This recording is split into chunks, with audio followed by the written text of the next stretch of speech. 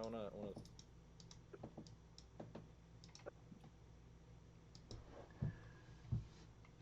So, gentlemen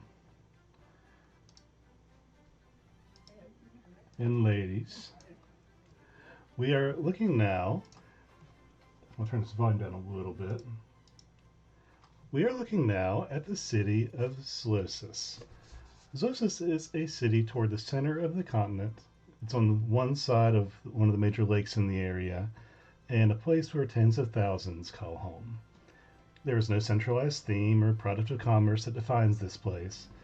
It is a small, middling sample of everywhere nearby. It's the notion of everyone coming to the watering hole together. The people are nicer here for the most part. There are no major open conflicts, and trade is done by land, water, and some skyship, and all is relatively normal. All cities have major powers of influence over them, and while this location has some influence under the Yon control, the greater presence is the Revens. The Revens of the Bishop patrol this area alongside the city guard, and while they do not have the power of arrest, people know better than to draw on their negative attention.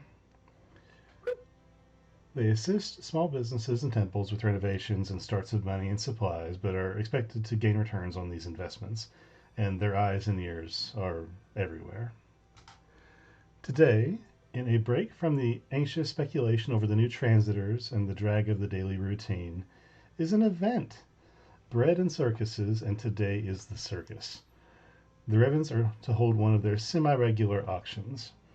The auction is of rare and interesting objects the Revens have collected as payment on behalf of the bishop or things that have just fallen into their possession. Today, the event is being preceded by the invitees being allowed to mingle and participate in small games, and the main event is to begin shortly. Here, at the roped off area of the auction house courtyard, is where we start our story. So, Um, what good, city is this in again? I had to move away for a second. no problem. Zlosis. How do you spell that? Zlosas. Okay. So the building is a squared off structure with the courtyard surrounding it on all sides, and it's butted up against an exterior wall to the city. Looks to be about 20 feet. The wall looks to be about 20 feet high, made of stone. The building is slightly ornate, but very clean and proper looking. There are flowers in every possible space, as well as a couple of water features to add a lively decoration that pulls in the surrounding forest. Jelric and Elfir. When you arrive, there are many people here. There stands a lady, human, just behind the blue rope. She asks to see your invitations and then returns it to let you inside. There are some people milling about in front of the building, and there are two sets of tables up to the left and right of the building that some people have gathered around. Tell us, both of you, what you look like, if you don't mind, and place your tokens on the map. I suppose. What, do you want to go first? You could go first. I've been trying to apart myself from when somebody keeps bringing me in. Sure. Jelric is a half orc. Is fairly tall, about 6.5 feet tall or so. Tan skin and wearing kind of like this, but like leather and metal like chain shirt with a hammer and a shield on his back. The shield being more like a targe. Um, Not really wearing too much on his person, as the hammer that well can be what many would see as a hammer is sort of like wrapped in a cloth. And after handing in the invitation, he's going to kind of just like look around and turn to Elfir. Well, seems we came in at a good time.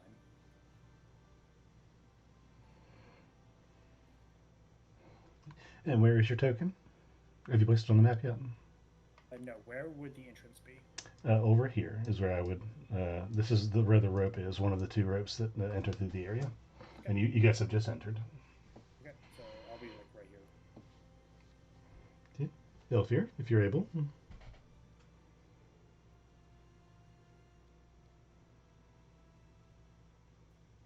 Okay, he might not be. I don't even know if he's in roll 20. He did say that he had to. He said he was going to step away for a second. Yeah. Oh, okay. I didn't hear that. I heard him say something, but I didn't tell what it was. Okay, no problem. We can come back to that. He has also black hair. My person has black hair and like brownish yellowish eyes.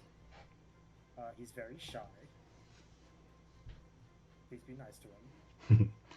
Okay. Know that. Well, besides that, what is Dork doing when he gets inside the courtyard here? He's gonna look around. Ma'am, what further would the more rare items be? He's got like a very like kind of mangled accent as he speaks. Not very fluent, not very elegant. She tells you that there are the auction items are all in various order. That there's not a rarer state to the presentation of the items that she is aware of, but everything will be inside for the auction until such a time the auction is announced. There is going to be a raffle on the right side table that she gestures to over here. And if you're so inclined, there is a game of sorts with a coin toss over to the left. Zinks. And he will wait for Elfir to come back before he moves. Okay. So, acknowledging that you guys are holding that decision there. Let me scroll down a little bit. Clayton, is Clayton back still, or is he gone? I think he's still. I don't know if he. Yeah. Okay, He said he had to step away. no problem. We'll shuffle that around. Smitty, you have been here for a while and have been watching people enter the event. Describe yourself and what you're doing now that you've seen a couple pass the rope. All right. So, nope, that was the wrong button. You gotta give a very good, like, description, because your picture's fucking me up.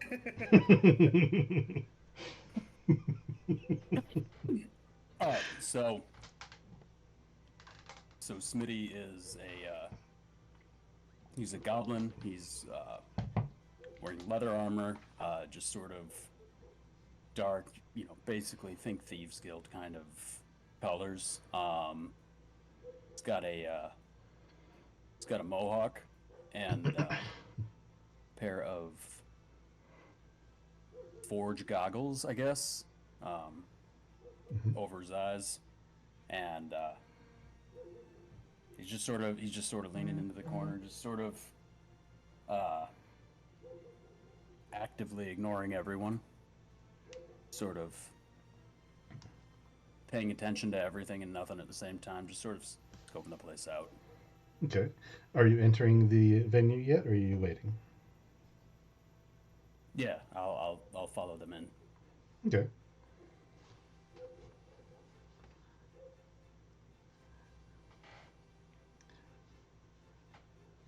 Okay. So we'll say at this time then, Guinevere, you come a little close to tea time, but there are people still mingling outside the building. It looks quite busy. Describe yourself and place your token where you will. So Gwen is she is a tiefling. She's got she's not like a Baldur's Gate tiefling though. She looks like kind of like a human, just with horns like put on top of her head. Really dark complexion, kind of looks like if she lived like in the real world, like in the Caribbean, some shit like that, like just really dark skin. Really dark red, like kind of what was the fucking shade of red I was thinking of? Kind of like a maroon. Auburn? A little bit. Auburn. Just a really dark red. She has an eye patch on, but the eye that is out is like a very light shade of purple. She is not dressed in like super fancy clothes or anything like that. She is just in like a very simple brown tunic, shirt, and pretty tight pants. She has a rapier at her side. She's got a little backpack slung around her, and that is about her. I want to send a picture because I do look like her picture a whole lot. That's my girl. That's me. Is rugged as fuck. Got a whole bunch of scars all over her face. I always forget that part. Um,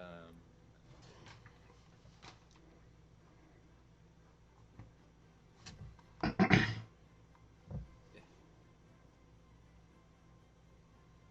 I guess I'm right over here looking at this tree. Okay.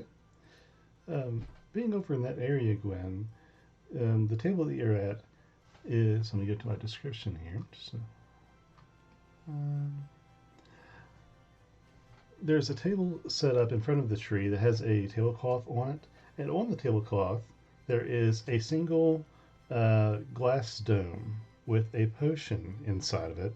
It's been placed on the table, and beside the table is a small chest that the person behind the table is both taking coin and putting in the chest and handing out raffle tickets as they are purchased. Gwen will walk up to the front. What's going on here? Well, this is the raffle for the potion. How much is it? It is, I forgot my thing there. It is 5 gold per ticket, and the tickets, there's only 100 available, and the potion here is a brew of Babel. You can speak any language and understand any language for the time that you potion is in effect, we'll say. So you still got any tickets? I have, and the person looks through the roll in front of them. I've got about half left. She'll throw down 5 gold. Roll me a D100, please.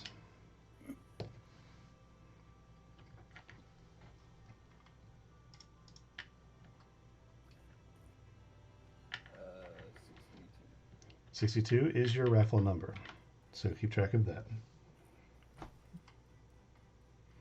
Well, thank you kindly. You're very welcome, and good luck. And the person comes up and purchases 2 tickets beside you, and they leave, and there's a stretch where there's nobody purchasing for a little bit. The person standing beside you, though, looks to you. Pardon me, do I know you? I don't know what your name. My name is Hulak, but are you? I feel like not that we've met before, but I know of you. What is your name, if you don't mind my asking? My name's Susie. Are you a family around here? Do you have any kin nearby? No, I'm an orphan. Oh. He kind of awkwardly, shies away from the conversation. Are you having a good time at least here? Yeah, how about yourself? I find these things quite amusing. It's at least a distraction from the usual. Yeah, this is the first time I've really got to enjoy myself for a little bit. He gets tapped on the shoulder by the person behind him who whispers something. Pardon me, I must tend to something. It's very nice to meet you, Susie. And then turns Nice to around. meet you. Could I have like inside of that? Yeah, what are you looking for? I don't know. Just... Okay. Well, not really insight. Could I like roll history, see if I knew him or something? I don't know. Yeah, you can. I'll let you roll history if you're looking to see if you know this person, or insight if you wanted to investigate, get a bead on this guy and what he's about right now. All right, fuck it, I'll do insight. Oh my god, I'm not shooting. I rolled that dice. I got a 20. Okay, and your insight is +4. Yeah, 24. It's okay. You recognize this gentleman as some noble that you've met in traveling with your mother, but it was very brief and you weren't there for the bulk of the conversation. Oh, well, fuck that. Gwen will just put her raffle ticket in her pocket and just mosey on. Or does it look like more people are gathered up? There are some gathered around the fountain in the middle. Several have drinks in their hand, but besides the central fountain, they are kind of hanging around the awning in front of the building and at both of the left and right tables in the courtyard. Is this big building, I presume, where they do the auction at? Yes, that is the assumption. All right. Well, I'll then kind of just start going towards the fountain. As you walk in that direction, the doors to the building are open, and there's a person at a table in front of the building, um, just kind of manning the table in front there. But the doors are open. The building looks very nice, and people are just kind of milling about in all different directions. You see someone come out of the building holding a beverage and a small something to eat in the other hand. Well, I'm going to have to send you a message. No problem. Benny, are you with us again? Yep, good to go. Awesome. So, Elfir, please describe your character and place your token on the inside of the rope. Yep, so I'm next to Jalrek, and I am a half-elf paladin, pale skin, pretty much light gray everywhere, light gray hair, light gray eyes. I am roughly about 7 feet. I'm about middle-aged, considered in human years. Mm-hmm. About like 67 years old. And yeah. Excellent. So you come in with Jelric. What do you guys do together after entering? I would say well, at least I'm just kind of scoping the area, just looking around and absorbing all the information from everything that's around me. Okay, make me a perception roll if you wouldn't mind. Of course.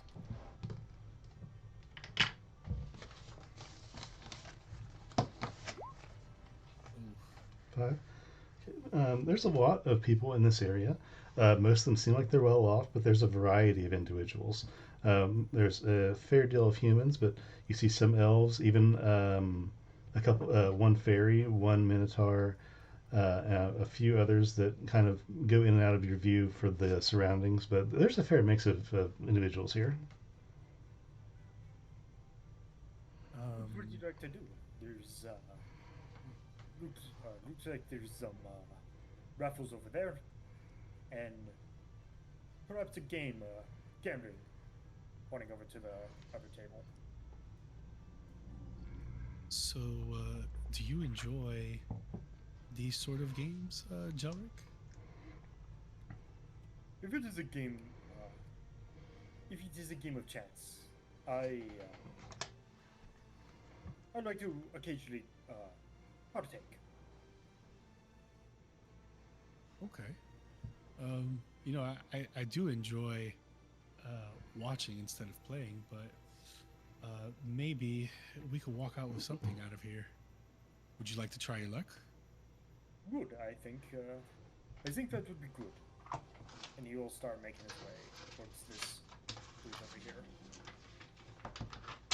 here. As you start walking over, you see that there is a group of people kind of like chatting with each other. Some have drinks, some are just excited to be here and participate. There's one person who's kind of like talking to somebody on the side, and they finish their conversation. So the person turns around to the group. Anyone want to try? 1 gold apiece. It's all for charity. I will keep going. And you see that they have a small chest at their feet, like an open chest that they are to make change with, more or less, because at the end of the carpet, the long blue carpet that is extended past this shaded, tinted area, at the very end there is a wooden plank that has a hole drilled in the middle of it, and it's been propped up on the back side. And there's a smattering of gems and gold and other items around the platform back there. Yeah, Jellic will kind of raise his hand as he walks up towards the booth. What is this game? Oh, thank you, lovely. Well, the goal of the game is it's at least 1 gold per try, because you're tossing your gold. What you do is you take your gold like this, step up to this line here, toss your gold down the lane, And if you were to make it in the hole of the platform, then you get half of everything that is down there. And if you miss, your gold is added to the pile. The other half that remains once a winner has been declared is getting donated to the local Temple of the All Gods. 1 gold. I give it a try. Step right up. No, toes and elbows do not pass this line now. And he points to the line like directly in the middle of the tented area. Right over here. Yep. Kind of. Okay. Yeah, he's gonna give it a try. What do I need to roll? So subtract 1 gold from your inventory, Yep. and I need you to make a dexterity roll, please. Okay.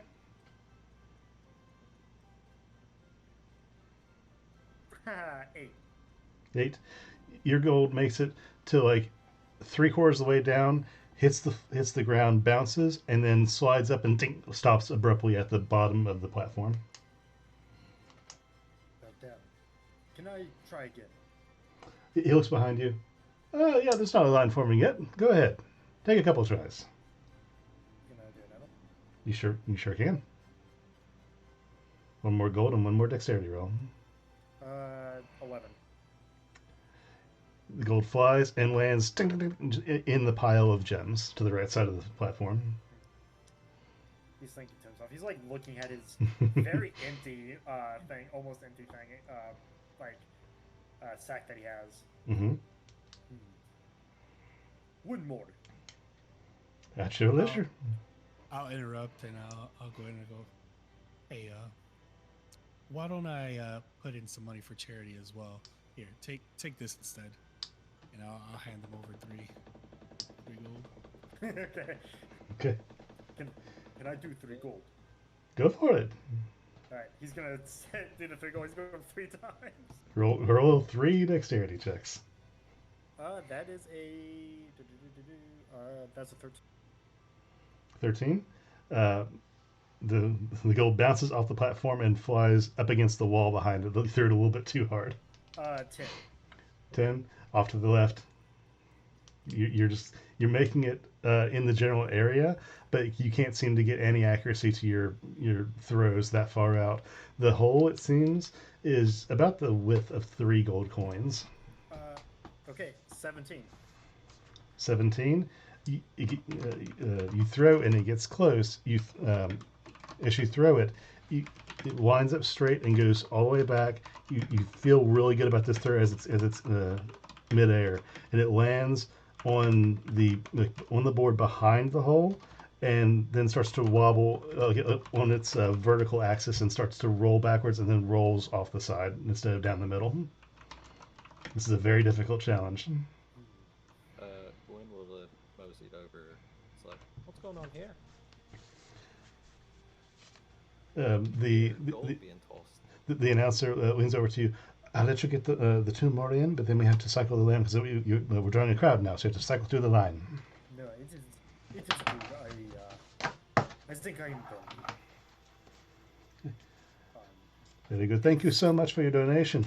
Anyone else want to step up to spend some gold for charity? I like helping. Lovely, ma'am. Step up to the line here. It is 1 gold per toss, and she explains the rules again to you and what you have at it. Alright, so just a dexterity check. Yep, just dexterity Oh, and 1 gold. hold on. I threw my dice. Yeah, your dice did not help me, Dustin. What the hell? They didn't give me nat 20s. Nope. We had a deal. No shit. Special. No shit. I crit again. Like, Dustin, what did you do to these dice? Yeah, his dice not mine. Send that picture. I Oh, swear. no, I believe you. I just want to see it. I was walking back to my chair and like tossed it while I was standing up, and I was like, oh my god. So what's your total? 24. 24. You step up first try, just get lined up and toss it underhanded, arms straight. The gold flies and hits the back platform and lands smack, and then it bounces once very slightly, then slides slowly, and then it falls right in the hole. And that's it. Game's over. We have a winner. Very good. Very good. Thank you all. Hold there, ma'am. I'll go collect your winnings. I'll be back momentarily. And they scuttle back to the end of the the carpet as after they gather a box from under from behind the chest that they were standing next to, and they go back and begin to sift through the items and divide into two piles. Oh my. And Joey sees this. As a matter of fact, everybody that's standing there sees this because you guys have gathered in quite a crowd.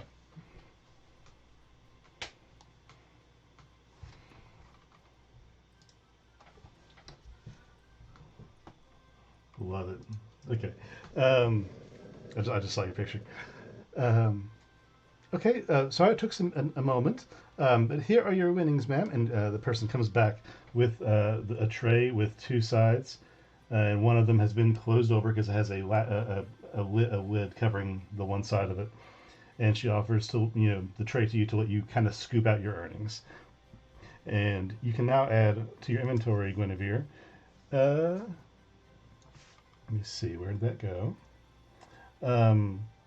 There is a scroll, a small teddy bear. There is a sapphire worth 25 gold, a ruby worth 25 gold, and 20 gold pieces. Sapphire's worth how much? 25 gold. All right. Ruby also worth 25. Yes. And 20 gold. 20 gold, yes. Tell them that game is based off of a game Alright. Grandma's older brother spent 3 hours trying to win. Well, maybe look at that scroll real quick. You can tell pretty immediately because this is not like a scroll that was done hastily or in secret. This was an item that was made for an event like this, so it's pretty clearly labeled. It just took a minute to roll it around. This is a scroll of Revivify. Oh, shit. So let's stick it in her pocket.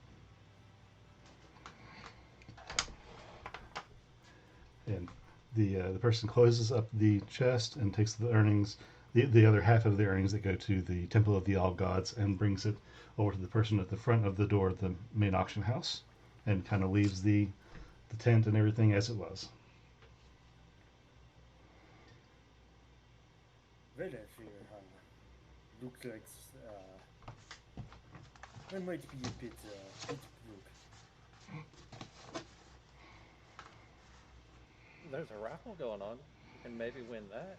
Smitty is just over there glaring in just open, envious hatred at that teddy bear. If it's in her backpack.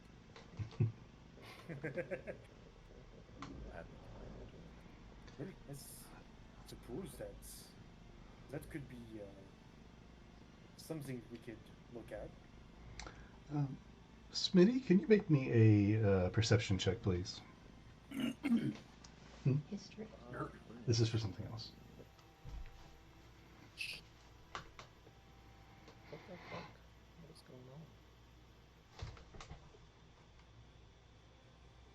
12. 12. There's a couple of different. There's a lot of different people at this party, but there is a couple of different what you would kind of in your own mind consider classes of people at this party. There seems to be nobles running around in mass, just rich people, and there seems to be people who don't necessarily seem to be rich or wealthy in any way. Maybe they've earned a ticket or an invitation in other ways. And then there are some that just seem a little out of place. Like there's a couple who just don't seem to be moving or talking or anything, and they just seem to be looking in directions or at each other and just not doing much.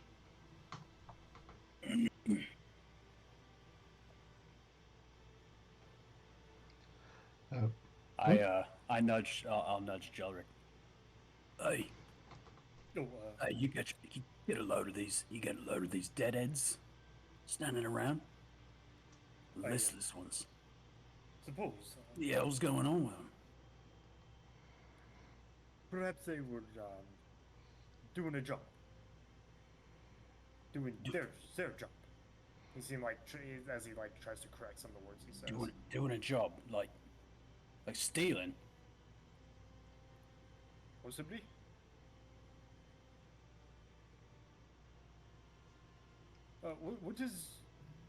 What is your name? Name's Smitty. And he holds out a hand to Jelric, which you should not shake. Does it look like it's a normal hand? Yeah, it's got like fingerless gloves on it, but the fingers that are sticking out, you know. Goblin. He's a goblin. I'm gonna roll a d20 and see what Jellic would do. Hang on.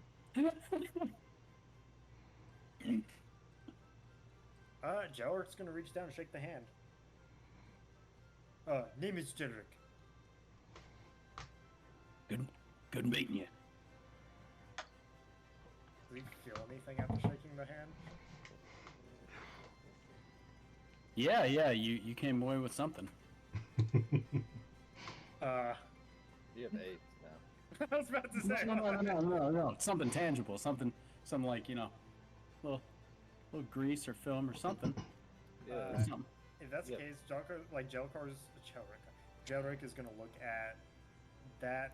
He's gonna wince, and then he is going to cast prestidigitation on his hand to kind of just like get rid of like whatever grind that was. A fine mist of what seems to be ash just lifts off of your hand about 3 inches and then dissipates as your hand is instantly cleaned. Gwen will see that. Rude. That's neat. You should just get to the source of the problem, though. And she'll put her hand on Smitty and Gwen, also cast now. prestidigitation on. You are clean now, Smitty. Oh, dare you? Smitty, looking Just at Bounty's dad, new character. I'm just like, you know those like little foofy dogs that like when they get clippered and they just like they look like nothing and they're just like fucking shivering. That's how I feel. That's how Smitty feels right now. Like a wet shih tzu. Smitty's Yeah. really involved. Smitty, the person that casts this spell on you, you look at them in this like up your own flavor of disgust. Roll me a history check, please. Oh yeah, Gwen's like 5'6". So you guys are really fucking tall compared. 18. 18. 5'7", You take a look at Gwen and you're mad about what just happened, but then you look at her and it takes you but a second and you realize who she is The goddamn teddy bear person. based on your background. Oh. Ominous is just to be clear. I got it. Wow, you recognize the nasty little goblin. No, not at all.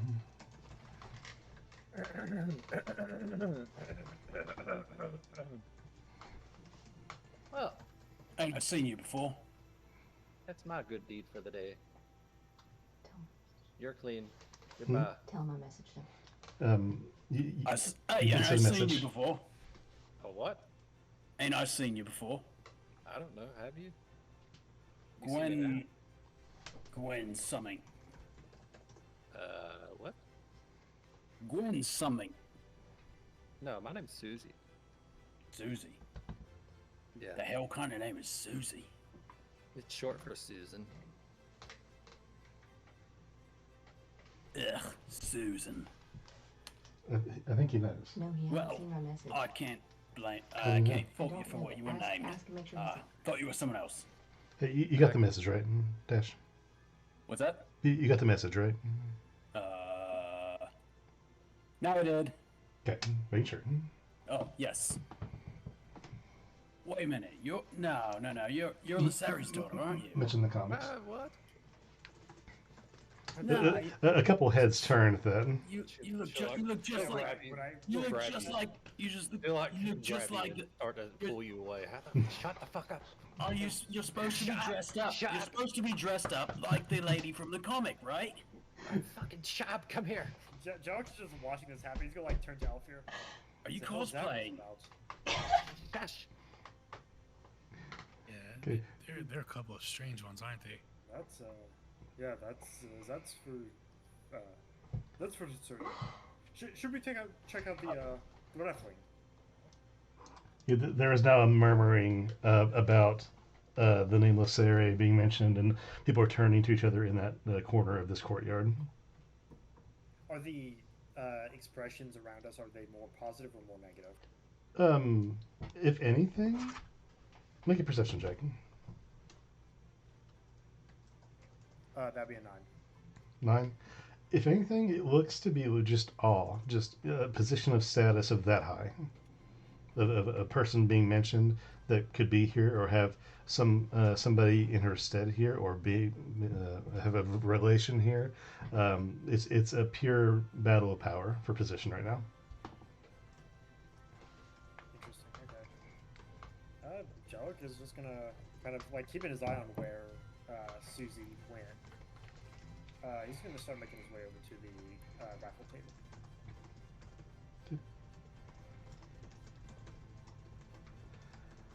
Hey, how the fuck did you know that? Oh, well, I mean, It's not super common knowledge that I'm her daughter. well, I mean, sometimes I dress up as Ubor. You know, I thought maybe we could be like. Why do you dress as a 400 fucking year old orc? From the books, right? You're dressing up as the kid. I mean, I thought it was odd that she's not really mentioned that many times. I think she once or twice in Kooky Legacy. But yes, He thinks that she's a supposedly cosplayer playing this character. there was a character who looked just like you. What the? Gwen, it now clicks for you that this goblin thinks that you're a person playing, dressed up as a character from this book that this goblin knows. Who am I supposed to be dressing up as? Oh, I don't want to make a fuss, but you look like you're someone's adopted daughter. What book is this? That was I think Kooky Legacy issue 29. Have I ever heard of Cookie Legacy? Kooky Legacy. You know that there is a series of novellas and comic books and graphic novels that have been developed in certain parts of the world that embellish slightly on the historical fact. It's been published under the broad umbrella literary term of cookie cutters, and it is a series about the adventures of the people who have who resurrected essentially the Phelan dynasty. You haven't seen it much at all in Phelan's court, but it's more popular in other parts of the world that aren't local. So you know of it. Well, that kind of makes fucking me being incognito all the time fucking redundant. Alright, so listen. You stick with me, little man. You're not going to tell anybody that I'm the daughter of Lysere. I will do that. If I see fit, I will do that. Okay, so from here on out, just call me Susie. Alright, Susie. Alright, okay. What's your name, little guy? I'm sorry. Smitty. Smitty. This guy don't look familiar at all to me. No, and thinking back on it, nobody has given you a second look. But then again, you've never heard anybody mention this series by name and article and book number.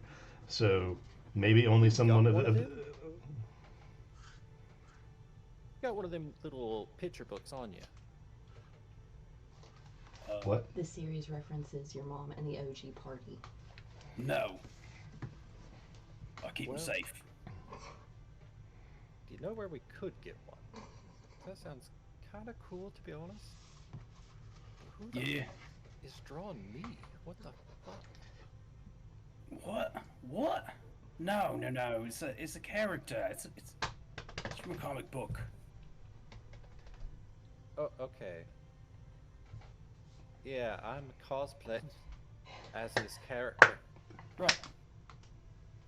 Right. So So- what we've been fucking talking about for the past 5 minutes, yeah? I don't know, but I'm not that person. My name is Susie. Yeah, no shit. And I'm Smitty.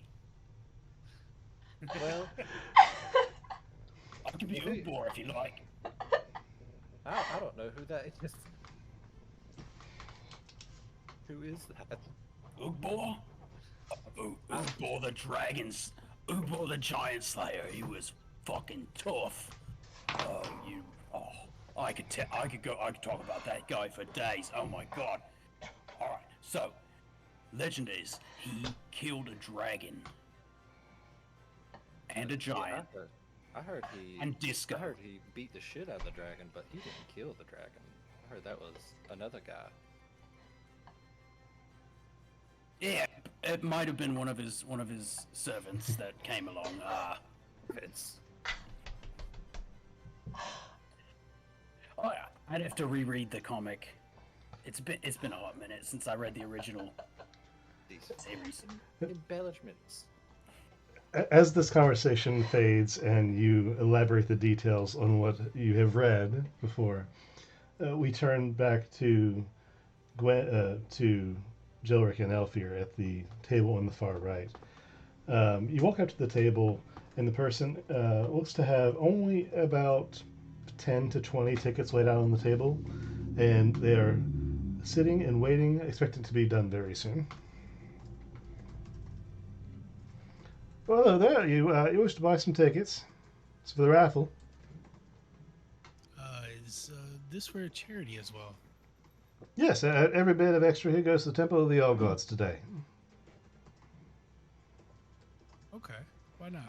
So I'll It's $5 a ticket. There's 100 available. The raffle is for this potion of Babel, and the auction begins shortly. And at the beginning of the auction, first thing is this raffle distribution, and this potion will be given. I'll slap 5 gold coins on the table.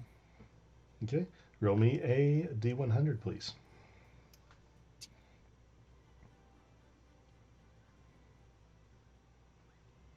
$72 is your ticket number. He hears off a ticket and hands it to you. Very well, good luck, thank you very much. And he tosses the gold into the chest beside him. What about you there? Any one of you three, you want to buy a ticket? One of the individuals standing next to Joe shakes his head and begins to walk off. No? All right. Yeah, Jellic will kind of look at his satchel. It seems I may not be able to buy one of those. Just checking, Clayton, are you back with us yet? No? Okay. What? I was checking on if Steve Anthony was back yet. I don't think so. Well, it seems like it's a good price. He's gonna turn and look at Elfir. If you would.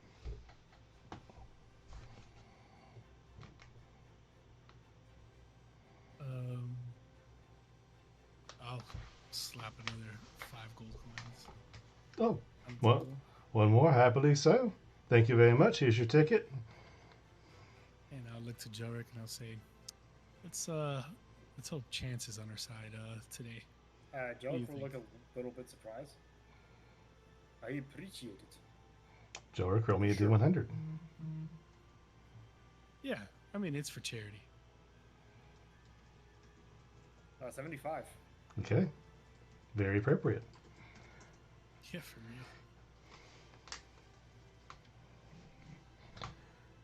real. Joe, I have that now in my handwritten notes. Yes. sorry, I misspoke. It's actually Elfir. Elfir, the gentleman beside you turns and speaks to you. Are you native to the city? You turn and look, and it's a small gnome character. He's well dressed and has a book kind of lashed to his side, and he's just standing there with his hands crossed over in front of his chest and looking up at you. No, I'm actually am not. Is there something I could help you with? Oh no, no. I love this city. It's so green and pretty. What catches? You say you're not from here natively. What catches your eye the most? I mean, you're not wrong. It is a very luscious area. So I would say how lively it is and how involved they are with the community. Looks to be. He nods and he takes the book off of his side, and without breaking eye contact with you, he undoes the latch, opens the book, takes something out of his sleeve, and begins to scribble in the book as you list the liveliness of the city and other things. Oh, so I'm guessing you're some sort of journalist? Oh no, sorry, forgive me. I didn't mean to be rude. I'm something of a poet. I'm from New Zephyr. I don't get out to this area much. Um, I I'm kind of a one of the praise singers of Helvetica, and I love to see the new sights of the new places, and it really spurs my how you say inspiration. Interesting. So I'll tap on Jalric's chest. I'll say, Sorry? hey, um, why don't we listen to some of these poems you've created? Oh no, I couldn't. You sure that you aren't really interested in that travel? I mean, it'd be something different to experience. What do you think, Jalric? He writes poems. He travels around, and or is that something you're interested in? I suppose that could be good. Suppose. Okay, Possibly. okay. I guess I could give you one of my more polished works. That he flips to one of the pages, kind of more towards the front of the book that he's leafing through, and he straightens up and reads you this poem out of the front of his book.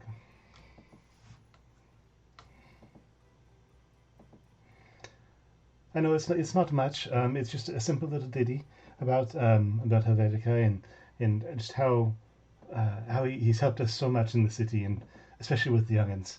It's Would I know who Helvetica is? you can roll me history.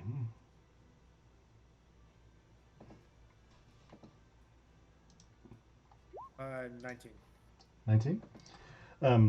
You would know that Helvetica is the one of the most prominent figures in New Zephyr, which is the most populated city in this country. He is known as the Sorcerer of Sound, and he is one of the people in the city who promotes the most regarding poetry and music and life and happiness. He helps children a lot, is one of his main things that he is known for, in creating a children's choir. And not a lot is known of him otherwise outside of the city other than that. Okay. Hey. Okay. No, go. Go ahead. This is actually a very interesting poem.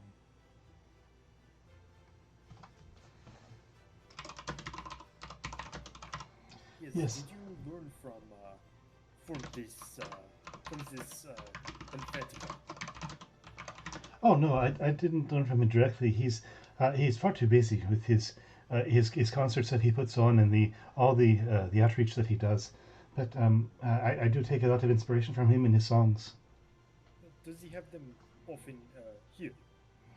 No, nowhere outside of the city. He has large investments in the city and his tower that he performs in. Jalric will nod and then he'll just kind of nod and he'll turn to Alfred. So you said he performs at a tower, right? Oh, not only, but yes, that's the main place of him. He has this giant tower. It's one of the older buildings in New Zephyr. It's one of the ones that's more of an origin, but it's been repurposed and refurnished quite a bit. But that's where he holds most of his concerts and electives, and where he hosts a lot of the local artisans who want to come and perform. But he performs there and in the community auditorium that is where he holds a lot of the children's choir and demonstrations, and where the adoptions take place and that sort of thing. He's all over the place. Interesting. Can you point us towards that tower? Oh, you can't miss it. It's one of the biggest in the city. It's located roughly in the center. It's kind of a whitish stone, but it's hard to miss. Jelric will kind of lean down to her. I guess Maxie knows how to follow the Jelric. He's gonna kind of look at Jelric. I would not mind seeing this town. Yeah, Like me in a either. like a low voice kind of ish. Yeah, me either. Why don't we have him show us around? What do you say? Supposedly, yes, but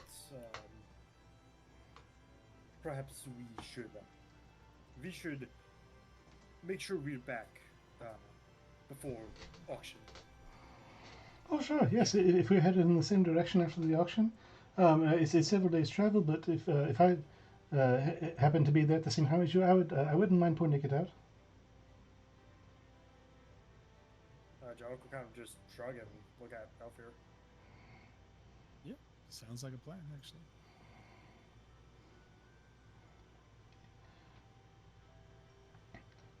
Gwen, somebody walks by you, and they come from this area, and they're walking very kind of just calmly and fluidly. You notice that they haven't touched the drink that they're holding, and they're walking very fluidly just in this general direction towards the fountain. Looks to be a human. Come with me, Smitty. We're gonna follow Would this someone guy. from Foster recognize Gwen being there and not No. like real contact, but like be spying? Not at this time.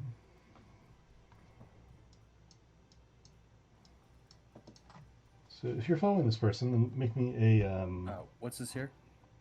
what's what where? The blue thing is a flagstaff, like it's a wooden pole with a blue flag of the Revens wafting in the breeze. The thing behind it is the awning for the porch that is in front of the building. All right. Could I clamber up here? With that plant box there, yeah, that's it's not too difficult. And Roll just me- sort of like get on the backside. Or do okay. you think? Or would I be Um, seen doing that? You don't have a climbing speed, so roll me an let's see. We'll say an athletics check to climb up the wall. 19. 19.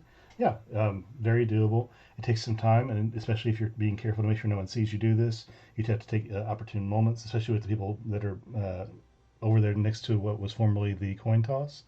But you take very careful steps and lurch when it's appropriate, and you are able to get on top of the building here. Gwen is not gonna do that. She's just gonna act nonchalantly over here. Okay.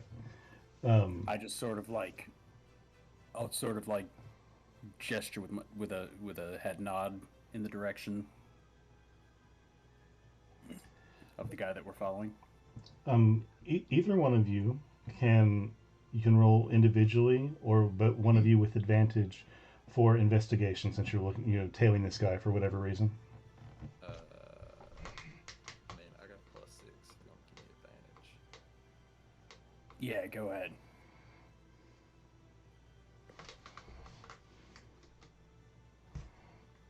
Dirty 20. Okay. This person looks very curiously similar to the person that they've chosen to stand next to towards the fountain. They're both humans, and the one that you're tailing has hair that's dark and been slicked back. The person standing next to them has dark hair that's been parted in the middle. Both humans, both male. They're both wearing very similar clothing, white underdressings with a gray overcoat, and both of them are holding beverages, but neither of them have taken even what looks to be a sip from their flutes of champagne. And they've just been given these like flutes out, right? Yeah, they're inside the building, but yeah, they're free to take. They're available refreshments. But these two are standing, looking at the fountain next to each other and not saying a word, not moving. You said dirty 20. I'll also give you that they are standing very suspiciously still, like not swaying, not acting very uncomfortably still, and just looking at the fountain. Hold on. Gwen is gonna point a finger up towards like where Schmitty was, and she's gonna cast message. And she's gonna say, "Yo, what the fuck? This is fucking weird. They're just standing there menacingly." Yeah, our wizard friend didn't seem to have a problem with him. What the fuck? They're not even like having like stand-in pains or anything like that. They're not shifting their weight. Like statues, yeah, like that's what I was saying. This is weird. You wanna go inside with me? Yeah. Alright, get down. She'll come back here. That was a waste of a good roll. That's pretty good though. You still did it. As you're halfway down the building there, and you land your feet actually on the ground, right in front of that water fixture, a voice calls out, "The auction will begin shortly. Please find your way inside, refresh yourself, and take a seat." Here, come with me, Schmitty. I gotta find people inside real quick. And people from everywhere, all of you hear this, and everyone else in the area, and everybody begins to mosey their way slowly inside, finishing conversations and just meandering in their way. Gwen's gonna try to find like, I guess one of the Revan people. I don't know, somebody that looks like they're officiating this place or whatever. The Ravens are dressed in black and blue robes, or rather, I'm going to say dark gray and like almost a navy-ish blue, accented with patches of gold here and there. So they're easy to find. Okay, yeah. Gwen will just go try to find one. Yes, can I help you? And she'll pull out her little summons thingy. I'm here responding to this, trying to keep the good stuff in, like the good vibes, you know. The Revan is standing with his hands behind his back, and is just he was standing out of the way, like up against one of the walls. There's no assigned seating. You can sit wherever you please. I didn't know if I had to like say that I was here because somebody had told me to be here, you know. She'll like show the seal on it. No, everybody was invited. If you are inside the ropes, then you have been cleared. Word. She just goes inside. How fucking awkward. Smitty, are you with her? Are you with Gwen? I am, yes. Give me a perception check again. For something different this time.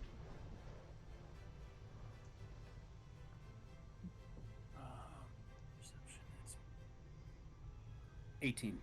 18. As she's talking to this Revan and showing him her invitation, you pick up a flash of the word Phelan on her invitation. Oh, sorry. Oh, Lee. Jelric and Elfirin, what are you guys doing? I think we're just Hmm? following He was in the middle no- of I know that was the point to cut. Is, no. No, yeah, well, I think we're just following the gnome around, right? I think he said that we're gonna do it afterwards because it takes a couple days time, right? You said. Correct. It takes a couple days travel to get from Zlosis to New Zephyr. Okay. Yeah, so I think we're just gonna start moseying on over to the raffle. So I'll just let them know. Hey, Chelric, I think they made an announcement for us to meet up in the middle for the raffle. We should start going. Oh, good. That is good. And he'll kind of follow Elfir. Okay. Before you take your seats, Guinevere and Smitty, do you guys do anything else? No. Are we like Well, are we within earshot Of who? Each other? of like are we out of earshot of like other people? Let's do this. I'll move you guys over here. And you guys can place yourselves on the map, and I'll throw in some people as they would be. as were there like any other people that were kind of acting weird like those two were? That we could like just kind of glance at? It's like people just standing around not really doing anything. There's a couple that are off. That you notice one fairy and a minotaur kind of hanging out together, and they look off compared to everybody else. Like the reasons for here are probably not money. But there's a few nobles talking, this and that and acting aloof, but not in the same, like, nobody's the same kind of weird as these guys. Okay. So just a little off characters, but nobody as strange. Yes.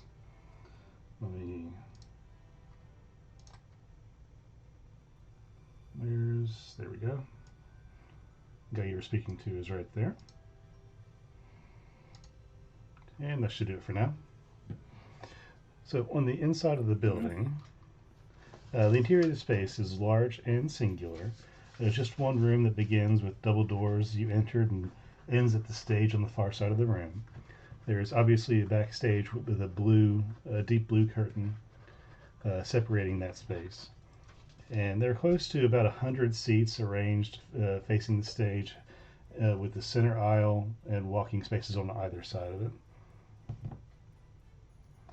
Smitty, you asked about earshot. Unless you're being particularly loud, people are talking in this area, and you'd be easy to disguise your voice amongst the murmurings if you were to just talk in a reasonable voice.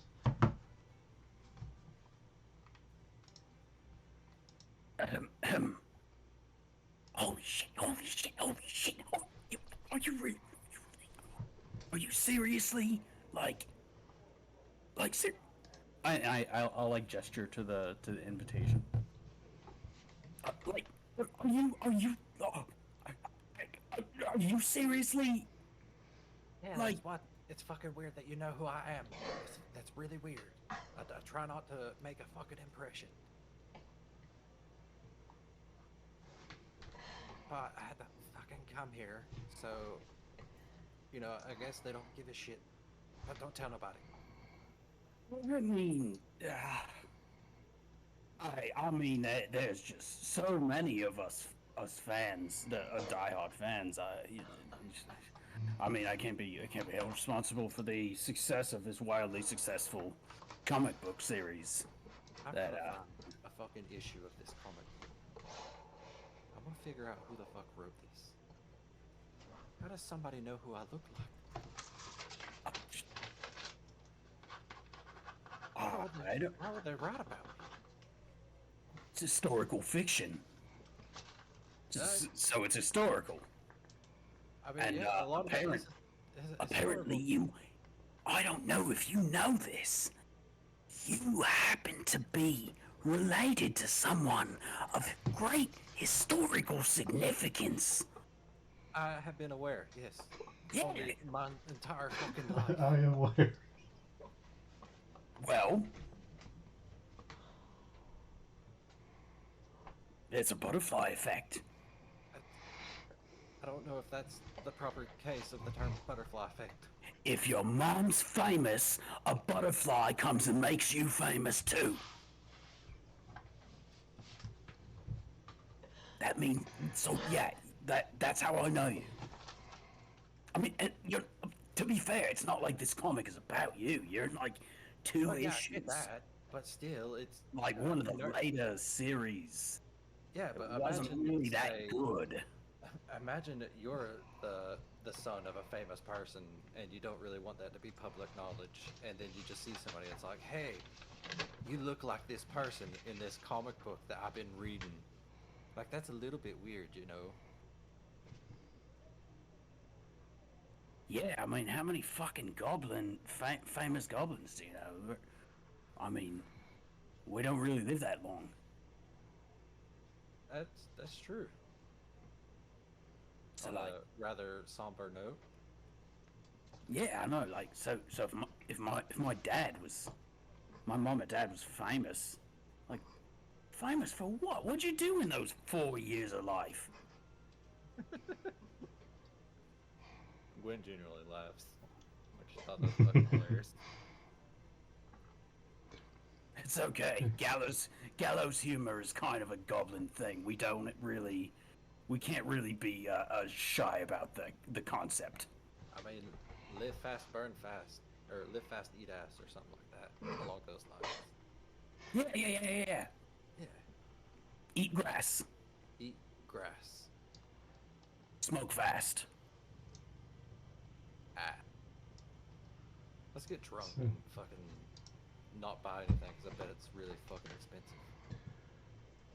Then she's gonna pick up a champ. Well, hold I'll on. do you one better. Let's drive up the prices for these morons. Let's just make it. Cheers. Gwen's gonna inspect the champagne thingy first, though. Sure. Yeah, there's several flutes of champagne that have been poured and are sitting on the table. There's the bottles corked beside them, and there's the Revan is standing right there next to the entire table.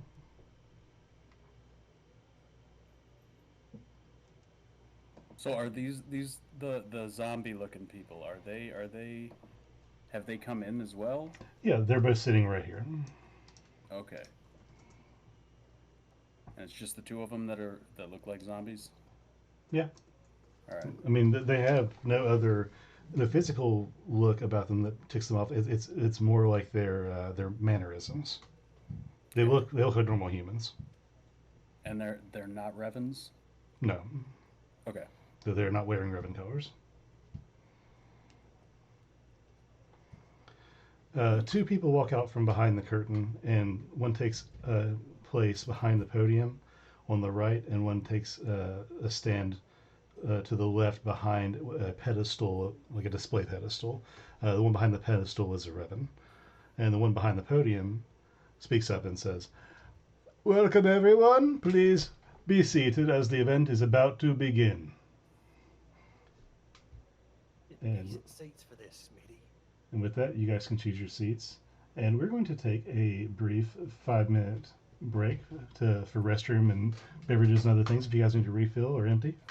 I need to I still got heat my up. bottle. I want to heat up my Chinese food. Yeah. I heated up Little Caesar's deep dish pizza. It was great. He said he looks like Rorschach, though, right? Yeah, just like picture a skinny, somewhat muscular fella with red hair. When I think of just some, Rorschach wasn't tall. when I think of just some generic dude, I think Rorschach. 6 foot isn't tall. Rorschach was 6 foot? Bro, I'm 6 foot and I'm massive. Jesus Christ. The actor at least looks small, but I'm not sure what the canon is for that. I think Rorschach is like Rorschach is canonically a 6'2". smaller dude. God, okay.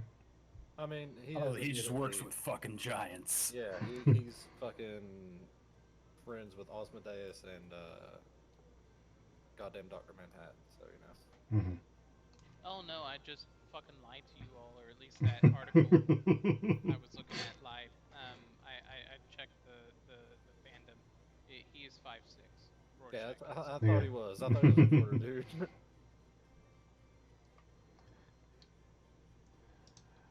Silence, please. Everyone, silence. Take your seats. We are going to begin. the first thing we are going to begin with is the conclusion of the raffle outside. Would you please draw from the bowl? And the Revan looks kind of put off to be in this position. Like, okay, I'm sure I'll do this for you.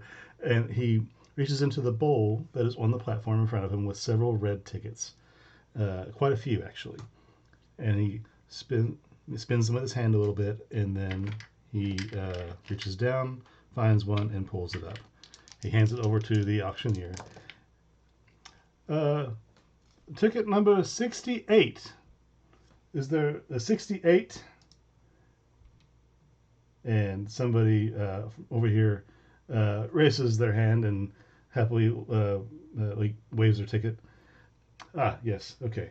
That gentleman over there on my left, your right, has won the Potion of Babel. Thank you very much all for doing that charity. Proceeds for that, again, go to the Church of the All Gods. Thank you all for coming. So, to begin... Oh, I see what he's done there. The auction today is of several items that have come into the Revan's possession through repayment or other circumstances, and these are items that the bishop graciously has chosen to give back to the community, and he has chosen this fine selection of people to do so. And he gestures towards the room. And this man is kind of smallish and a little portly. He has a big white mustache and is kind of balding on top, but he's combed over his hair, and he seems just he has that kind of look about him, but he's very confident in everything that he's about. So the first item up for bid today, and the Revan reaches behind the curtain and pulls something out and brings it over to the pedestal and places it. This is a portrait of a landscape taken in the Toshi region of Egosia. This beautiful painting depicts the ash dunes beneath a pink and purple morning sky. Auction begins at 10 gold. Do I have 10 gold? And someone raises 10. Raise his hand. 15 in the back. 15. Do I have 20? 20 over here. 20 go for 25 or 30. 30 going over here. And the auction kind of brings up to quickly around 45 or so, and then kind of tapers off. Any more takers? 45 going for 50? Takers at 50. Sold to the gentleman in the back for 45. Thank you very much. And he writes something on a paper on the pedestal. Okay, that aside, if you would, mister. And he gestures to the Revan again, who realizes now what his position is. He did not expect to be here doing these items necessarily, but here he is. And he reaches behind the curtain and grabs one other thing and brings it up to the pedestal. The next item is going to be a set of goggles, a very nice set of goggles I have here. And he looks at his notes a little closer. Oh, goggles of night. Very dashing goggles. Sashed with a leather band around the head, and it's on a mannequin, and the Revan kind of turns the mannequin like, okay, I guess I'll show it off. And very dark, deep blue, lovely set of lenses in this. We'll start this at 5 gold. Takers at 5 gold. Smitty will raise his hand. 5 gold there in the middle.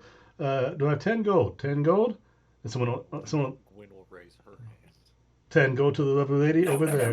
No. 15 gold. And someone over on the other side races for 15. Someone behind them races for 20. And it stops at 25. Do I have 25? 25 anywhere? Okay, so we'll stay at 20. Tapped. And sold for 20 over here to this gentleman. Very good. Thank you very much. The next item is, a very special item indeed. And the Revan brings out a small box and places it on the pedestal, carefully removes the lid of the box and places it on the pedestal behind the long elongated box and kind of holds it there because it won't stay by itself. This is a wand with several exotic decorations on it. My notes here say this is a wand of wonder. a wondrous wand that can cast many spells, from what I gather. Anyway, the auction will begin at 20 gold pieces for this item. Do I have 20? And this one pops off immediately. Several people from both sides of the aisle you just shoot hands up left and right, and the auction comes to a kind of a grind towards 200 gold. 200 gold. Do I have 250? 250? That we're staying at 200? Going once? Wand of Wonder. Sold for 200. And he jots down something on his paper. The wand gets put back in the box and to the back. Next is a very antique piece for those of you in more the realm of literature and maybe art pieces if you want to display it as such. This, and he gestures towards the Reverend who has a scroll in his hands that he unfurls, is a map of a treasure dungeon that is said to be long lost and or unknown. So we'll label this one as the unknown map. Can I get 5 gold for the unknown antique map?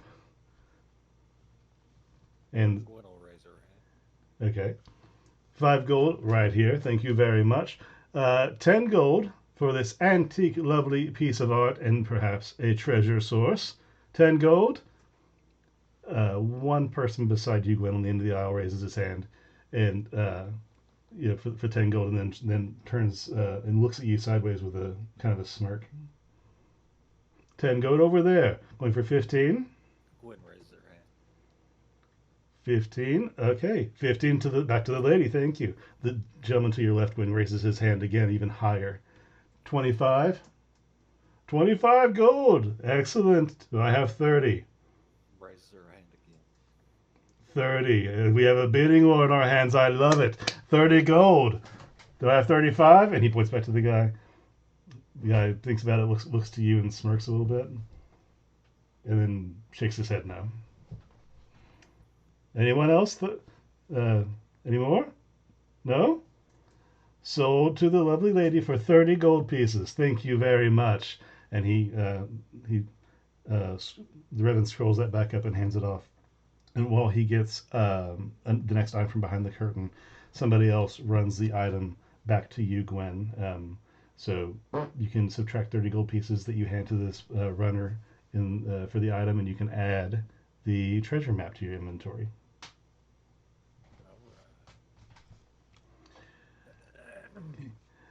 Oh, this next one is a lovely, lovely piece, yes. This one, my tag here says, and the Reverend puts it down on the pedestal and just sits it there and then steps to the side, like backwards a little bit. It's a red and white striped bag. It has something on top of it, like a seal of some sort. This is been labeled Sanders Sealed Sack. It's belonged to the greatest chef of his time, and Chef Sanders has sealed his family recipe inside this since the time of his death. So this is a time capsule of sorts. It is said to contain the culmination of his recipes. Can I hear 20 gold for this item? 20 gold for the sack of recipes. Anybody? 20 gold? Do I hear 15? 15 gold for the sack of recipes by the famous Chef Sanders.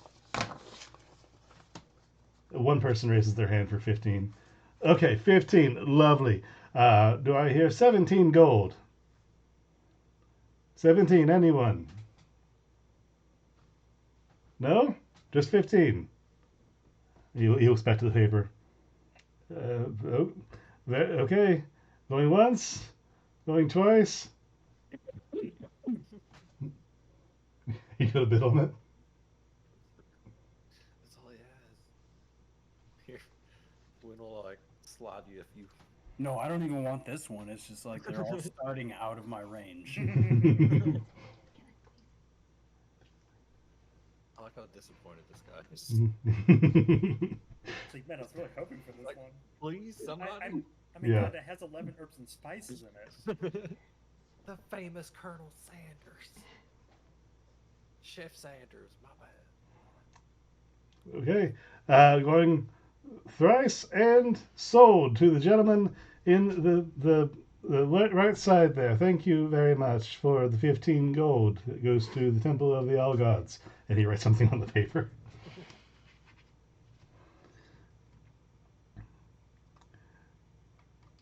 Okay, this next item, and he flips the page on his notes here, and the Reverend brings out an item under a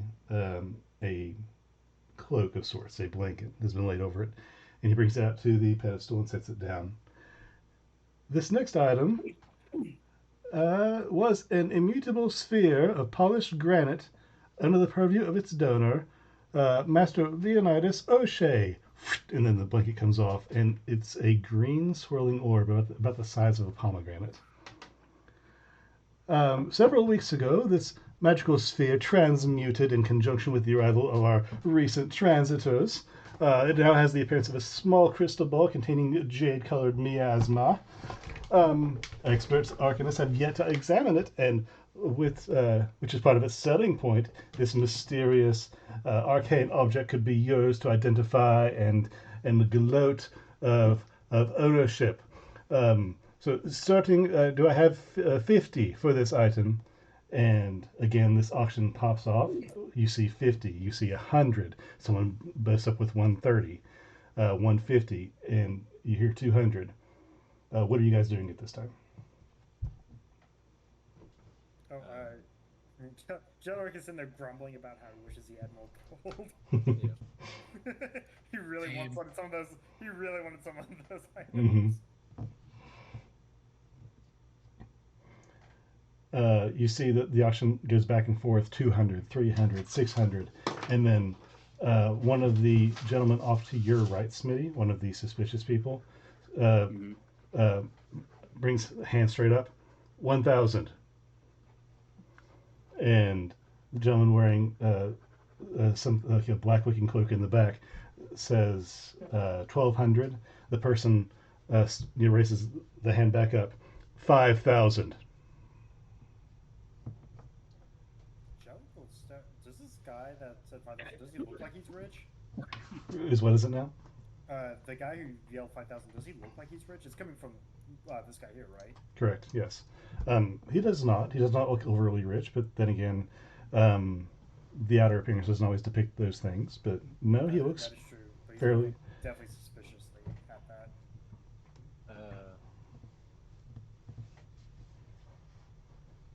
Hey, Schmitty.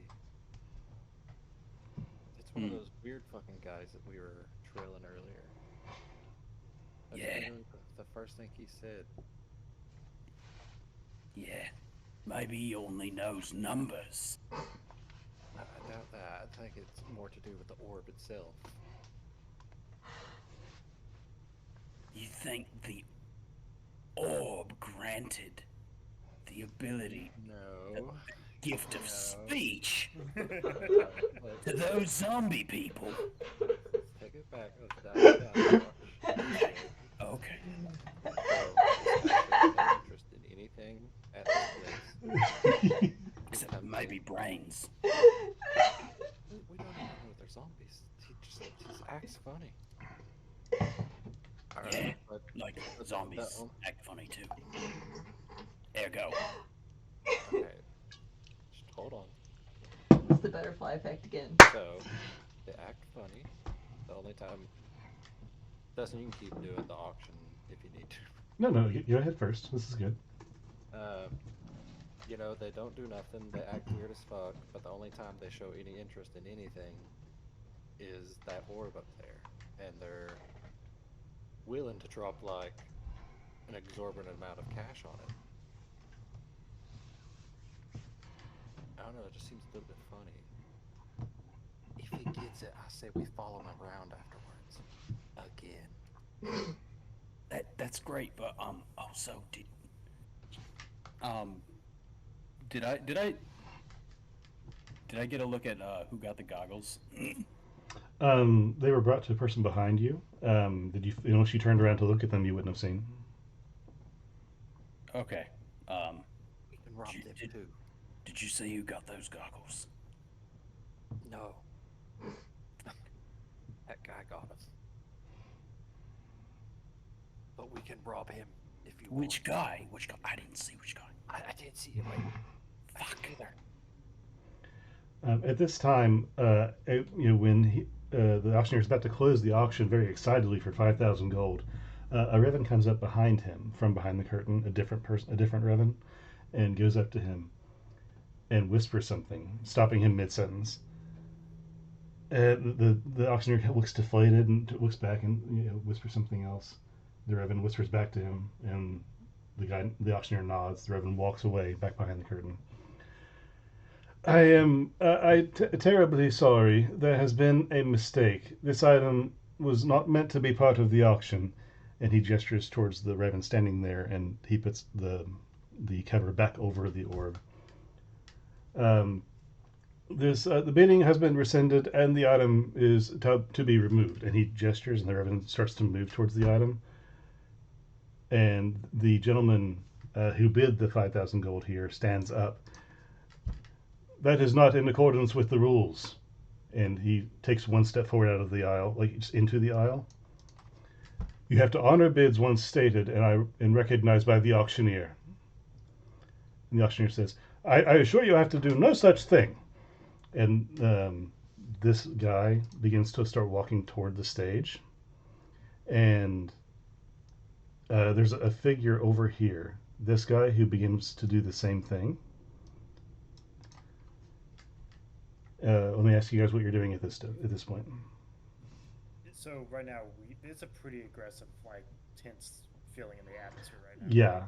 Yeah. This was a very high ticket item, the very highest by far of the entire auction, and it was interrupted, and the bidding was rescinded, which is not typical.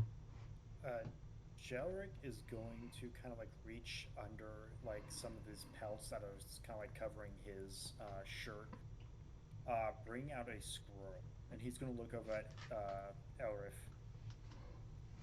It seems that things might get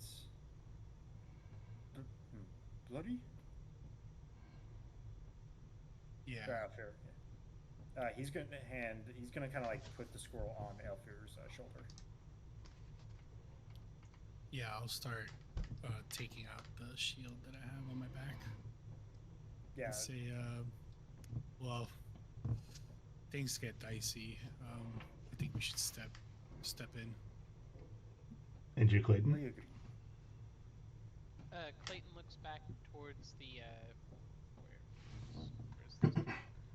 Towards the entrance. Where's the entrance? Yep, right there in the middle. Yep. Okay. Yeah. Clayton just takes a look back at the entrance. Is there anything blocking the way out if I have to make an expedient getaway? No, nothing is there right now that you see. Okay. Clayton will I guess ready a weapon attack with his dagger. So he'll put his hand on his dagger, but he's not going to do anything. He's just going to sit there. Okay. And Smitty and Gwen? Gwen is like, this tea is hot right now. She's sitting up, leaning forward, oh shit, what's gonna happen? And does Smitty do anything? Just to be sure? He's just watching with childish glee. Wait, Okay. who's the guy who took the wand real quick?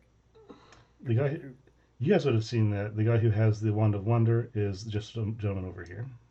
I didn't mean to move him. He's but... also kind of keeping him in his viewpoint. Ready, we can take a look. They're behind us planning now. on robbing See what it is. everyone. See if They're they not have gonna get a goggles chance. on them. Okay. Should we look at the same time?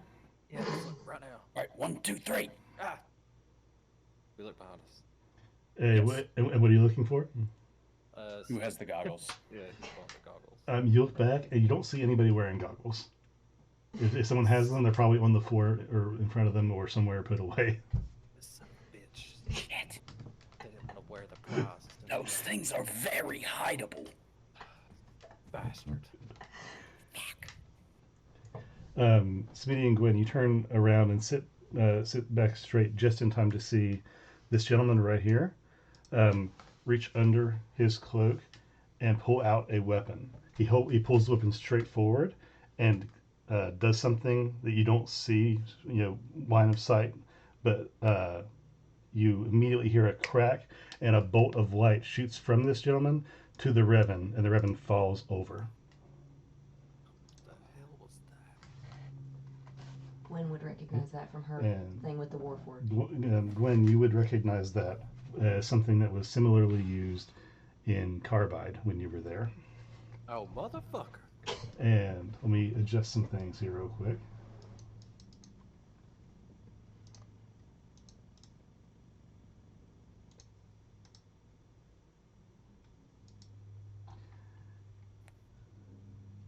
And immediately after that shot, the other person stands up, moves forward, and takes a shot of his own at the auctioneer, who ducks and falls behind the podium back here.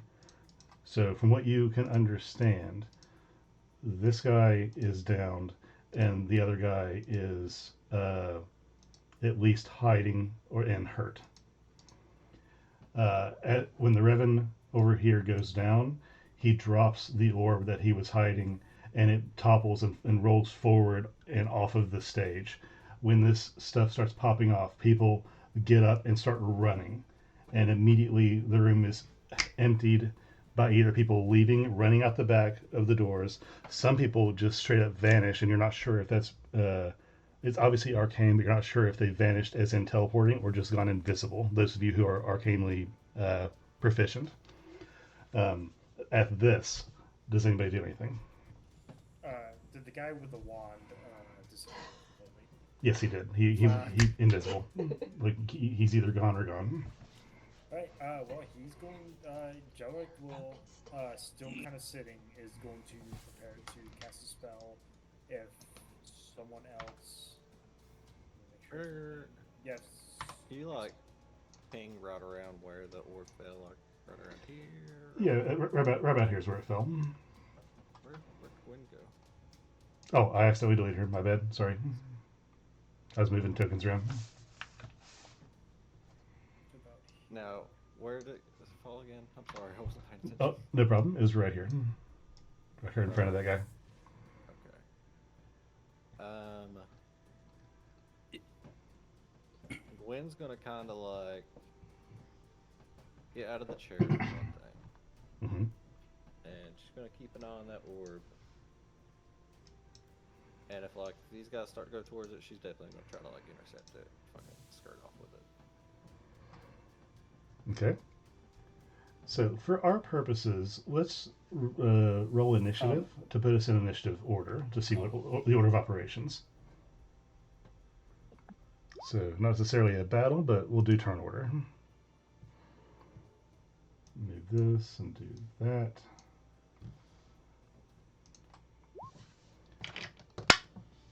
I love having a fucking bonus to my goddamn initiative now. Oh my god, I'm so slow as pale. So you want to add turn. You got a 22. Yeah, I got a 7.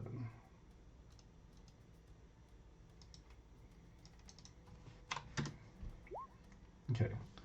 1, 2, 3, 4, 5. Everybody's in there. Let's shift it around. Okay. So before we get to the turn order, what was everybody doing at the start? Because I know Gwen said she was doing something. How's everybody else positioned right now?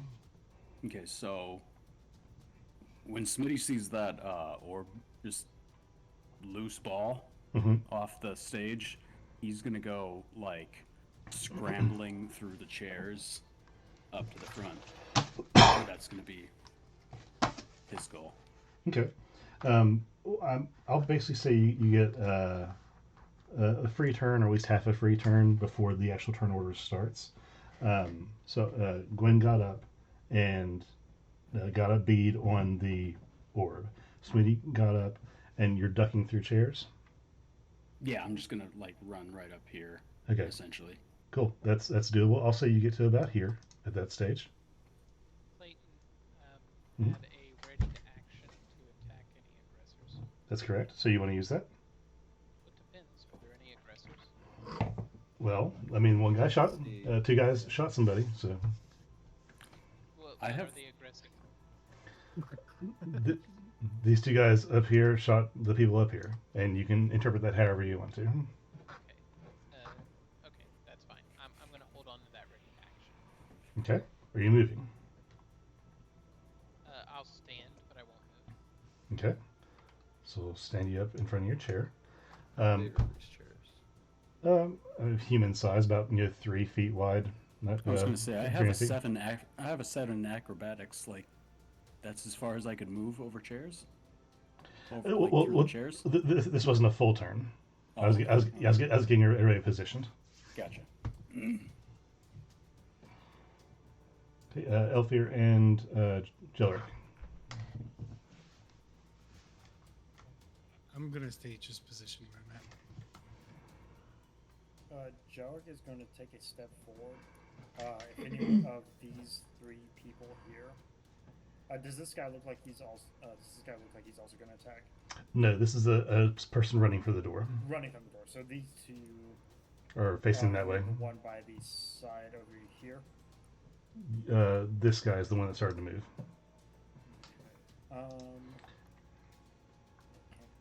So, yeah, if either of these 2 guys tries to move forward or attack again, whichever one it might be, I will cast I will be casting a cantrip, Thorn Whip. Okay, so you're doing that under what trigger? As a readied action. Okay, a readied He action. does have his hammer and shield as well. Okay, cool. And Elfir, just making sure on you. Yeah, I'm just staying put. Staying put. Okay. So moving to the turn order now. This guy's first, and he is going to move 5, 10, 15, 20, 25 right here. So when he goes to move forward, I'm going to go ahead and cast my cantrip. Okay, what's your cantrip? It It's Thorn Whip. Okay, so you cast that on him. He's still within range back here as soon as he begins to move. As soon as he begins to move forward, that's what I was going to try to attack it with him. Okay. Looks like I got a 9. And a 9 is going to miss. Okay, there's no saving for the additional effect, is there, or anything like that? No, it has to. Okay, that's what I thought. So yeah, so that misses. He continues his movement. 10, 20, 25 feet here. He's going to go over here to get a view on the auctioneer, and you see another shock of blue light with a crack as he executes the auctioneer. At least you could assume as much. With that, Gwen, you see this happen, and it's your turn. Alright, so.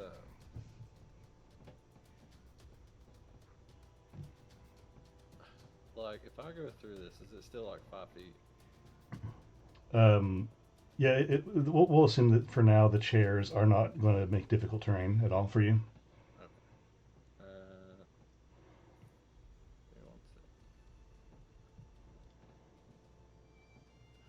times can I do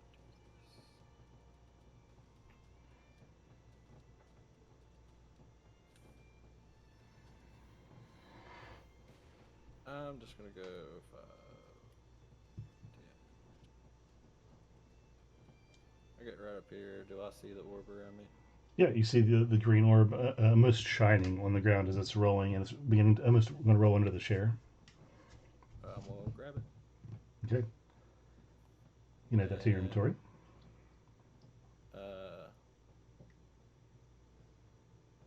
I mean, fuck it, I might as well. Do I have to have...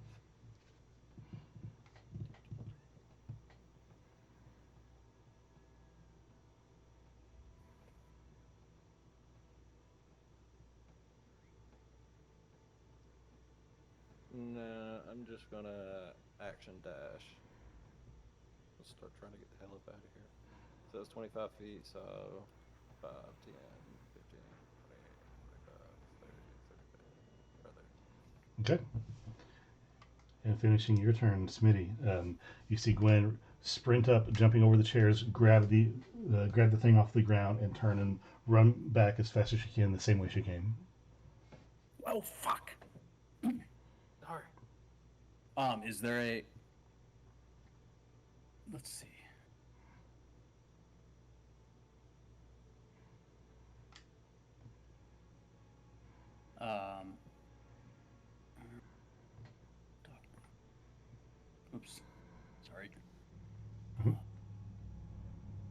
Does this guy have a have one of the Yeah, he has weapon out. weapons that? Yep. All right. I'm gonna run over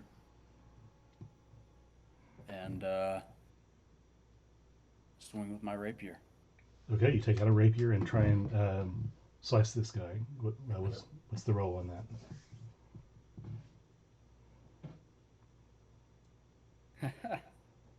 That's 11. 11. You take out a rapier and lunge towards this person. The carpet change in the fort trips you up, and you stumble a little bit and get there, and the weapon doesn't land where you want it to.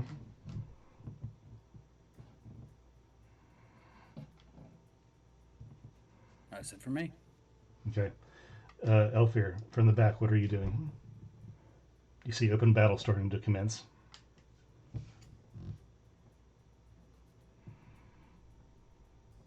I'll start booking it. You're leading? The center. Okay.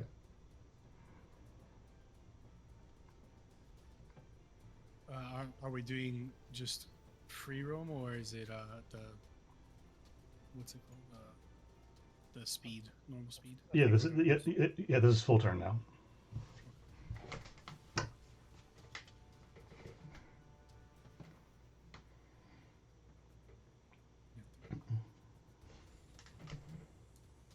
I'll start heading this way. Okay. I have my shield at ready. Just running straight forward towards the middle. Okay, you just stay right there. Okay. Jelric, you see your friend sprint forward. A goblin from across the way that you've met before as Smitty begins battle with this one on your side of the aisle. The person that Smitty was with ran up to the front, then started to sprint backwards over chairs. Okay, yeah, I look at where Susan is, Mm-hmm. seeing her carrying the orb. He's going to go 5, 10, and he is going to, seeing that Smitty's engaged, not too worried about Elfir. He's also got the squirrel. This guy's a bit far, not too worried about that. He's going to hold out the hammer as he's going to shout out, Frigga! And a ray of frost is going to shoot out to hit this guy here, or attempt to. Okay. Ray of Frost. So 23. 23 will hit. Excellent. That's going to do 4 cold damage, and his movement is slowed by 5 feet, or 10 feet. Okay. How much damage? 4 cold damage. 4 damage and slowed by 10 feet. Yep. Understood. And that's going to be his turn. He's going to stay right there. Okay. So that down, we are moving on to Clayton. Okay. Clayton is gonna stand up, or he's already stood up. He's gonna step forward about. Let's see how close can I get. Oh yeah. Okay. Cool. Mm-hmm. From where he's standing, he's gonna chuck a dagger at this guy that he saw shoot somebody on stage. Okay. Which guy? I didn't see the selection. That one? Okay. So roll that attack, please.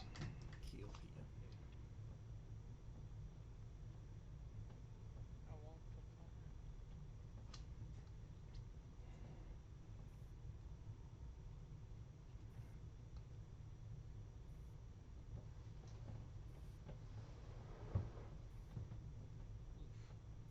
Oof. 11. You throw your dagger, and it is heading in the right direction, but it sticks in the arm of the chair right in front of him, between you and him. Okay.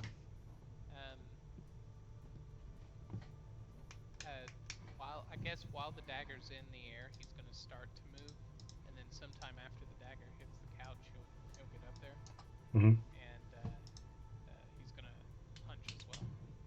Okay. Roll the attack on that. Straight.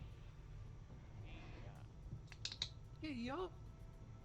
It ain't so good, boss. No, you swing, and the person almost like with superhuman speed dodges the attack. Fair enough. Okay. My turn. Okay. The person that you guys are attacking saw Gwen run up and grab the orb and run away. He's going to launch, turn his weapon to her between you two and fire at Gwen. And that is going to be what's my modifier here? 13 to hit. It misses, but wouldn't get disadvantage anyway because he's trying to shoot ranged and melee. I think it's only if you're shooting a person that is in front of you, like if you're shooting them in melee combatants. It's Is if they try to shoot anybody. Okay. It's as long as there's somebody you can look it up, but that's how it is in the books. Okay, cool. No, I'll trust you. We'll look it up later. That sounds good to me. But I mean my AC is 14 anyway. Yeah, so it misses anyway. But yeah, good to know. Just to be clear, if you did roll again, it would have been a 23. Yes. Okay, so that misses. He is going to move around Smitty, so he's going to move up here. Clayton, are you using an opportunity attack?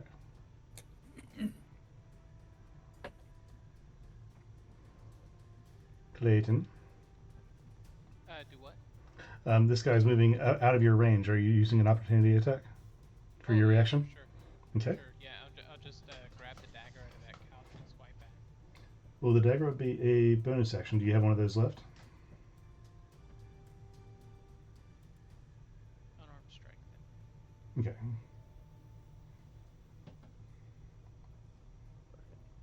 Oh my Probably god. wrong. Such Oh, okay. So he's circling around Smitty, coming back down this way, 10 and 20, 15 there, and he goes out of Smitty's range. Does Smitty take an attack on him? As a reaction. Come on. It's a miss. 8. 8. Swing and a miss as he's ducking through the way. 20 feet. Elfir, do you take a reaction attack? So I have javelin. Mm-hmm.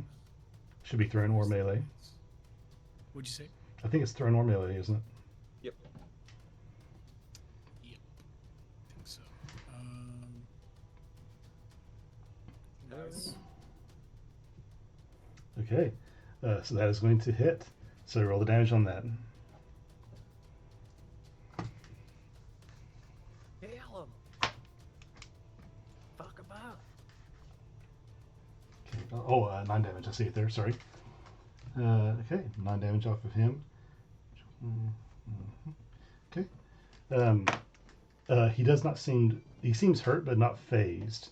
As he runs past you and you slice him. The other two miss their attacks. You hit him with your javelin, slicing him across the back, and he does not seem that distracted by it as he continues running. 25 and 30 up to here, and that's going to be the end of his turn. At the cycle of the top of the round, people are moving. Like we're going to say, people are trying to exit the building as fast as they can. So we'll just do a little bit of this and some of that. There.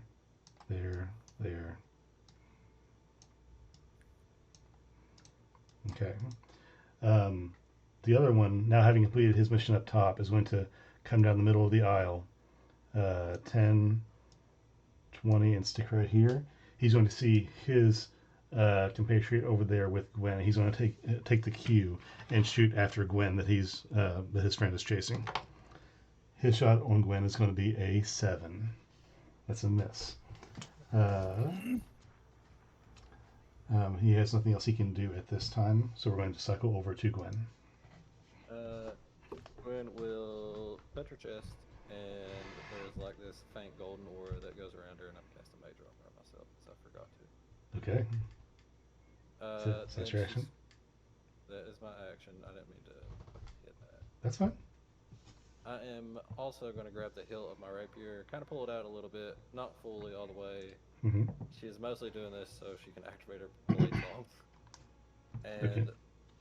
I wanted to do this since I made the character. So here's the sound that it makes when I start my blade song. And so I've got a fucking big armor class now. Okay. By the way, I don't think I heard anything. You I didn't didn't hear hear anything. it was the limit break sound from Final Fantasy. My man. Oh God. My fucking man. And she's just gonna try to get out of here still. Okay. So I know he can take an attack of opportunity. Okay, so he's doing that. When you move away, he's going to fire another shot out of his weapon. Okay, you're getting lucky. It's a 6. Alright, so that's 5, 10, 15, The 20. shot whizzes past you and explodes against the back wall, doing a little bit of damage to the wall. Oh, this is 30. 35. Okay. Shit. Hold on. I can almost get out of here. Because my movement speed increases. I'll go ahead and pop that up there for you guys too.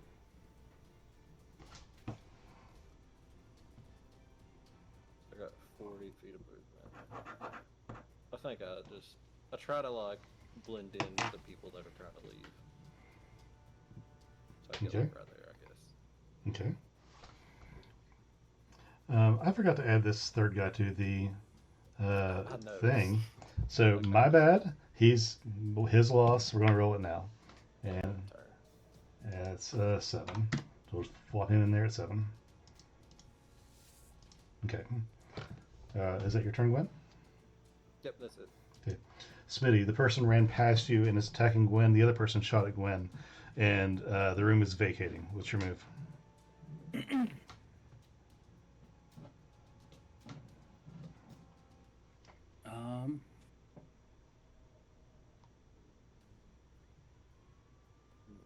All right. I am going to shoot this guy here with my short bow. Okay. See what you got.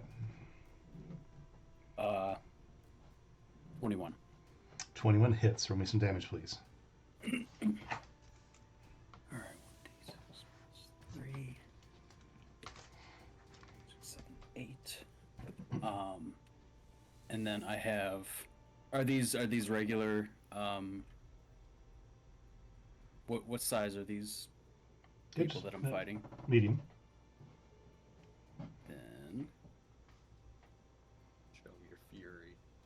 Fury of the Small. all right.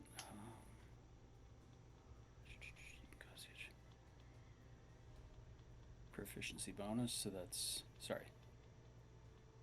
All right, so that's 10, and then I'm going to use one of my superiority dice to Mm-hmm. use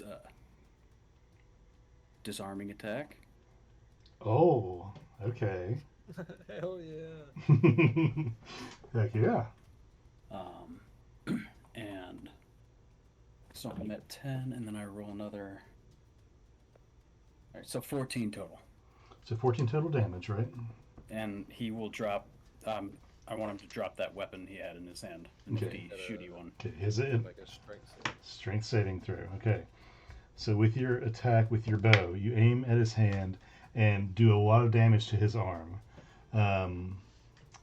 Now, his saving throw, when you do the math on that, that is 17. What was your spell save?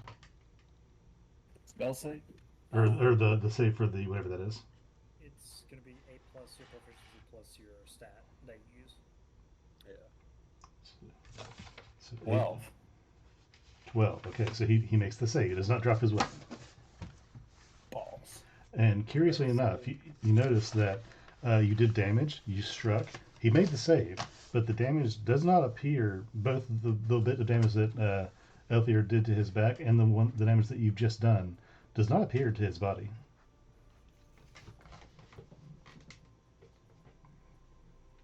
Well, that's some bullshit.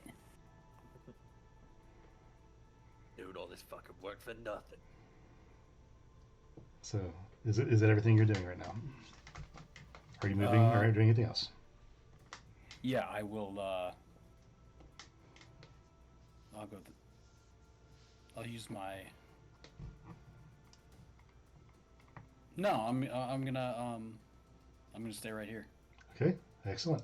Elfir, the person that is attacking Gwen that you have sliced yourself is not showing any visible damage and is running back towards you at this time. What are you doing?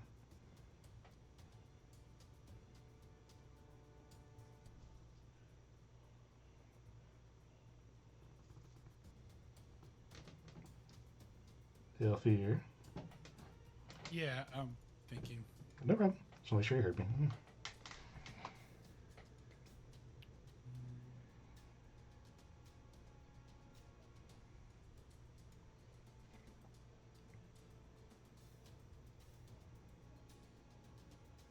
He's running towards me. Well, he's turned. We'll say that he hasn't actually made a step, but he was attacking Gwen. Gwen ran away, and he seems to be in pursuit. Gotcha. So I'm gonna intercept. That's the guy with the red, right? Yeah, to your left. Yeah. Yeah. So I'm going to intercept, and I'm going to attack with my flail. Okay. 24 is going to hit for sure.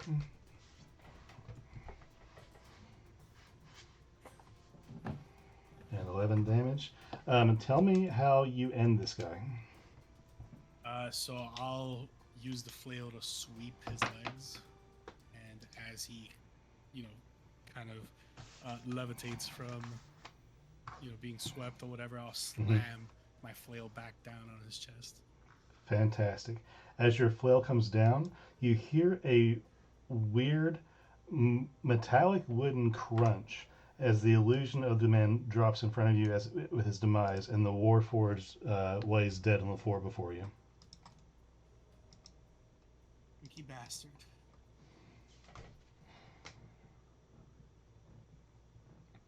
Are you doing anything else on your turn? I will scream towards Jalric and let him know that it was just an illusion. Okay. Jalric, you hear this shout, and it is your turn to move. When he hears Elfir shout that, he's going to be like, yeah. Seeing Susan running towards the entrance, he's going to take a step back and is going to Ray of Frost. This guy here, again, yelling, Frigga! Okay. 17? 17 is going to hit. Roll damage. 4 cold damage. 4 cold damage. Now, is Ray of Frost a line? Ray of Frost. Let me actually double check that. I wanted the geometry of that spell.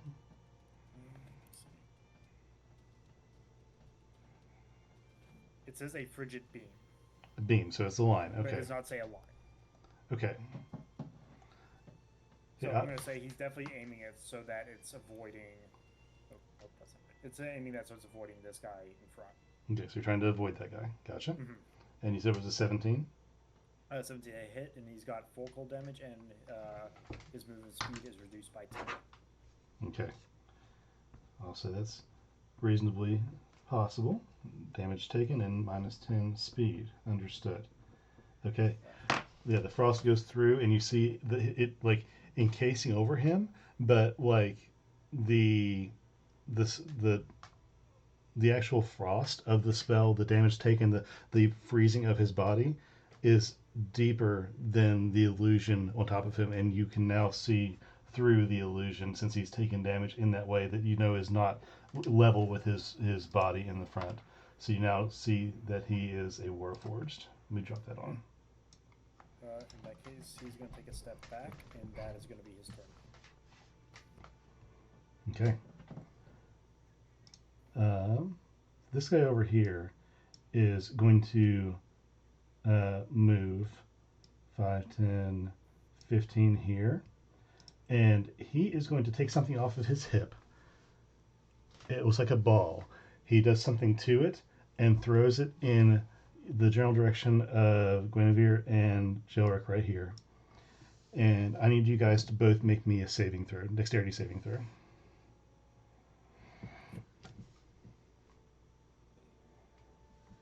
DC for that is going to be 10. What's yours, Matt? Okay,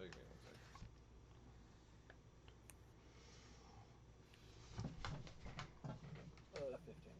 15. 15. Matt makes these. Gwen makes the save, so you take half damage, and Jellert takes full damage. The damage is going to be. Let me see. 1.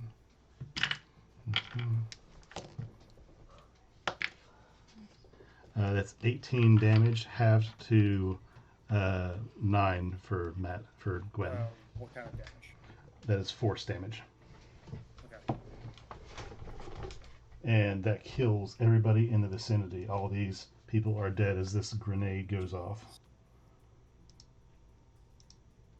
You said 18 damage? Yes, 18 damage. I'm gonna rinse the bathroom. Okay. Mark all these guys. That is a 30-foot sphere. And my ruler at That would have almost killed me. That almost killed me. That almost killed me. 30. It didn't. You got these two guys with nobody else. Let me mark them. So yeah, all of these nobles are dead because of that. The chairs in that area are split. I'll just go ahead and see if I can't mark that with a circle or something.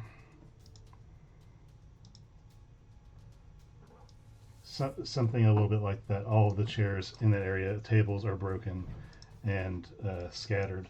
Everybody that is not you two are dead. And yeah. Maybe just a little bit.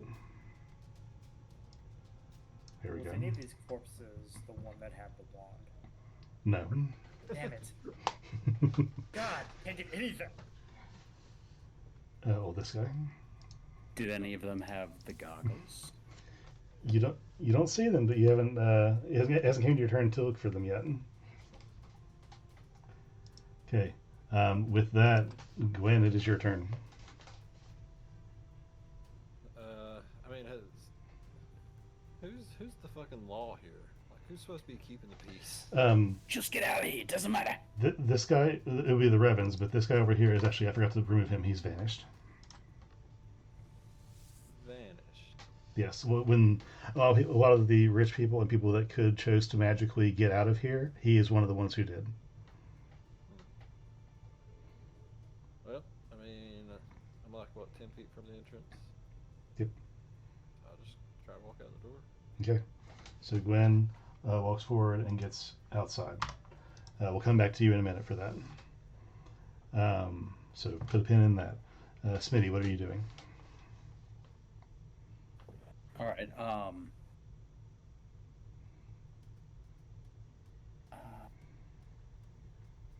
Suppose I will fire at this one now. Okay.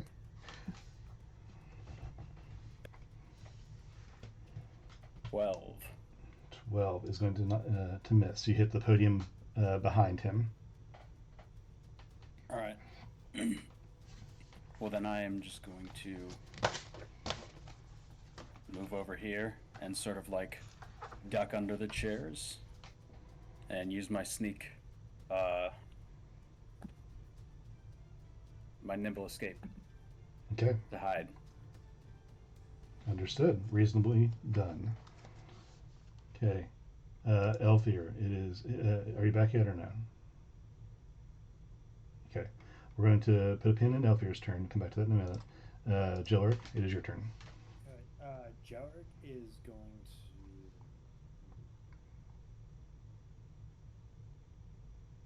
If it's a Warforged, he knows that's probably not going to work. He doesn't want to use that. There's still innocent people beside him, right? Mm-hmm. Yeah, because he can't really... It's 5, 10, 15, 25... 30. Says, what did I miss? I'm about dead. Yeah, I got out of there. He's going to... Oh, shoot, no. He's going to do this. He's going to be up here. Yeah. Kind of hiding behind the step. God. Okay. hiding behind the steps of the seats here is going to shoot another ray of frost at this guy here. And he's going to shout at Elfir. Almost down. You're shooting at who? 18. That hits with that guy? Yeah. Okay. Yeah. Understood. He's going to take 6 cold damage. Okay. So, got it. And yeah, he's shouting at Elfir that he looks like really bloodied from that explosion. Okay. And that was Ray of Frost, right? Ray of Frost, correct. Okay, so same thing. You break his illusion. Everybody can see that this is a Warforged now. Okay. Yeah, he's just gonna stay where he's at, but he looks like he's about ready to kill over.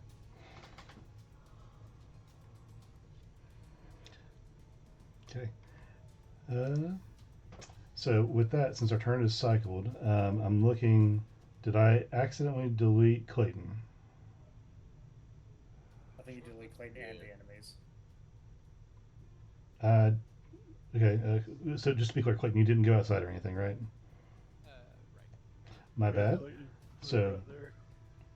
Okay, that was probably an accident. I am sorry. Please replace yourself, and we'll give you a turn real quick.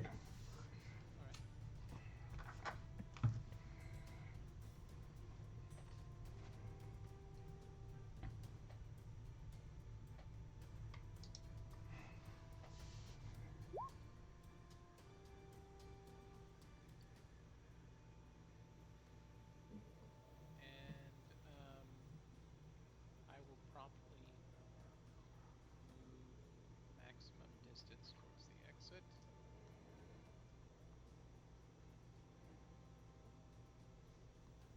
There we are. Good. Are you going to dash to get all the way outside, or just stay right there? That's actually what I was about to say. Awesome. Yep, I dash out. Awesome. So, to hear that, you're outside.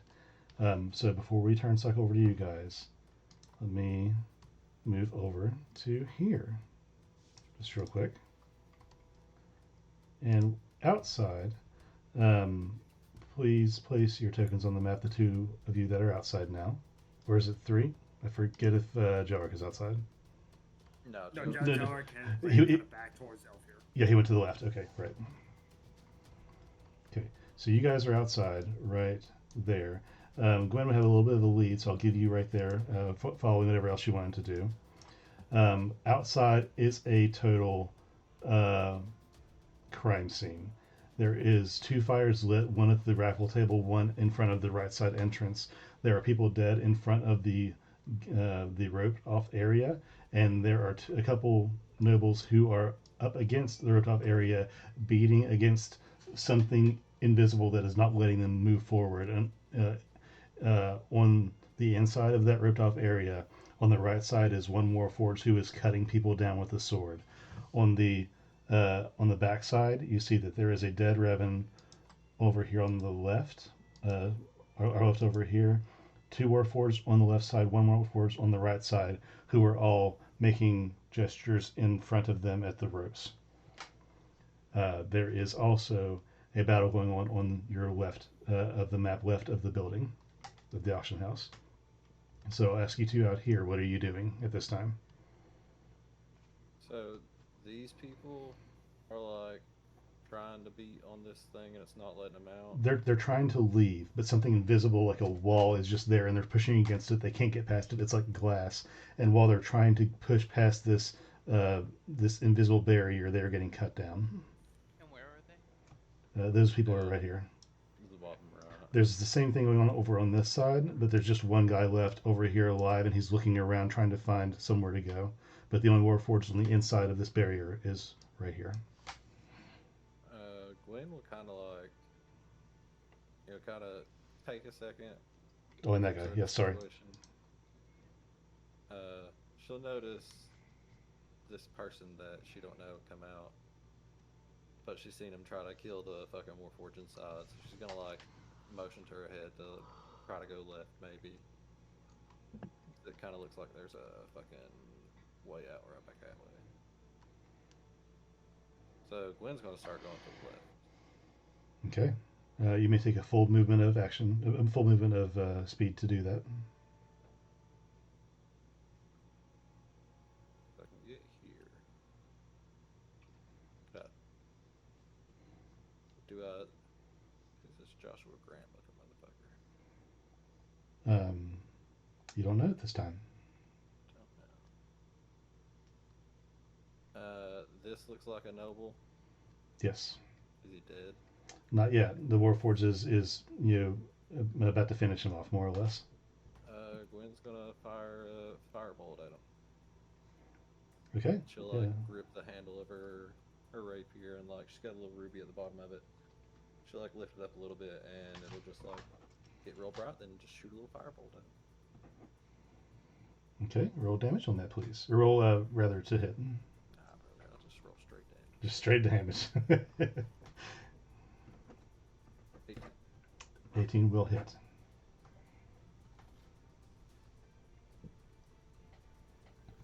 Okay. Or Duly noted. Are you doing anything else right now? nah, I'm good. Okay. And then Clayton, what are you doing at this time outside? Clayton is gonna rush over with the closest non-enemy over here, and we'll do a dash. Get double movement, Mm-hmm. and we will call it there. Okay. At this time, the Warforged here is going to strike with the longsword and end this noble here. And right after he does that, the person behind him reaches over with a short sword of his own and plunges it through the back and like partially in the side of the Warforged in front of him, tears it out. The Warforged himself collapses, already having been suffering some obvious damage. And once he is on the ground, the man here is going to reach down and pick up something from the body and click it, throw it behind him over here at this exterior wall, and it explodes, destroying that exterior wall right here. I'm going to mark that real quick. I have done one small thing. Okay. I have like stuff that orb like just in my backpack, Yeah, that's doable. deep in there. So he kills the Warforged, uses one of the grenades off of the Warforged to destroy the wall, and he looks up at you you guys standing there who just fired on the Warforged, and points to the wall that's been destroyed behind him and says, "Run." We're going to flip now back inside to everybody in here. So top of the round on the inside, let's see, we have 1, 2, 3, all three of you. The Warforged somehow got knocked out of the thing there, so we put them back in. Add turn and add turn. I think one had a 20 that he got skipped, and that's fine. The other one was like a 6. He killed which one? Didn't Jarek just kill this one? No, he dealt it damage. He didn't kill it. I don't think. No. He only Okay. did 10 damage. Okay. Killed, Enter. you slayed it. Okay. Reorder, and we're up back to Smitty. So here we are. Outside stuff's going on. Inside stuff is blowing up, and people are moving. What are you doing? You've hidden. What are you doing now?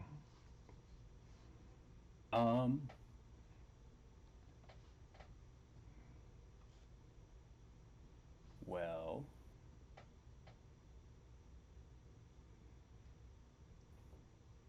I suppose I should. Be over chest. Can I shoot at this guy? Like from From concealment? ducking down and still be sort of concealed? You can shoot at him, but if you do, then he will know where you are. All right, never mind. Yeah, I'll do that anyway. Okay. Feel free to do so.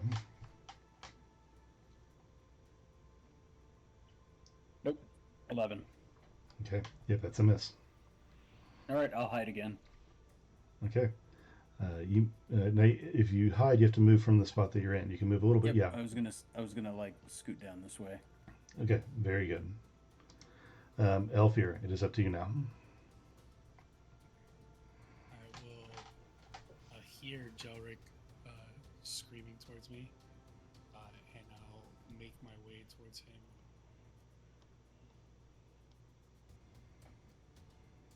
And then I will tap his shoulder and say, "Don't worry, friend. I have you." And I'll cast Lay on Hands. Okay. Nice. So I'm not exactly sure how it works since it's my first time using it. You can put, so you have like a pool of it, and you can put as much as you want into them at a time. Oh, I see it. 15. Yep.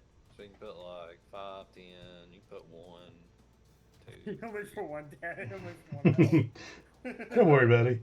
Hey man, I almost wish you. It's like I almost wish you didn't help me. having at least like a couple is like a very viable like picking up strategy. Like you can just go around and bop lay on hands for 1 and get somebody back up that way. Now, that does take an action to do, doesn't it? Yes. Yeah, it does take an action, but Okay. Yep, so I will use 8 of it. Seven. Yep. So I'll cast Lay on Hands on him. And give Okay. him 8. Very good. What's the pitch yet? Puts me at 12. Oh, okay then. I was. That's a huge chunk of my health out. Yes. Yep. oh, do you have 22 HP too? I've got 21. Better than whatever he was at before. Actually, that puts me at 11. So yeah. Bro, I'm not that much better. Okay. If that's everything for Alfir, then we're going to move on to Jelric. Thanks. Thanks. As he's going to. He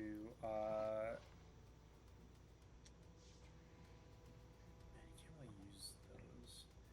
Yeah, he's just going to do another Ray of Frost at this guy here. Okay. 15. 15 is going to miss. Okay. And he's going to kind of just stand behind Elfir, and that's going to be his turn. Okay. It is this guy's turn. He's going to use all of his movement to move 5, 10, 15, 20, because you reduced him by 10. He's going to use his action to dash 5, 10, 15, 20, and start sprinting out the door as fast as his frozen body can make. The other guy is going to follow suit on his turn. 5, 10, 15, 20, and 25, 30, because he has his full movement. And he is going to dash as well. 5, 10, 15, 20, 25, 30. So right next to each other, they're heading towards the door, and they're sprinting after what you can only assume is Gwen. And that's going to roll us over to Smitty again. But before we do Smitty's turn, let's head back outside. So outside, this guy has been slain by the Warforged, as well as this one.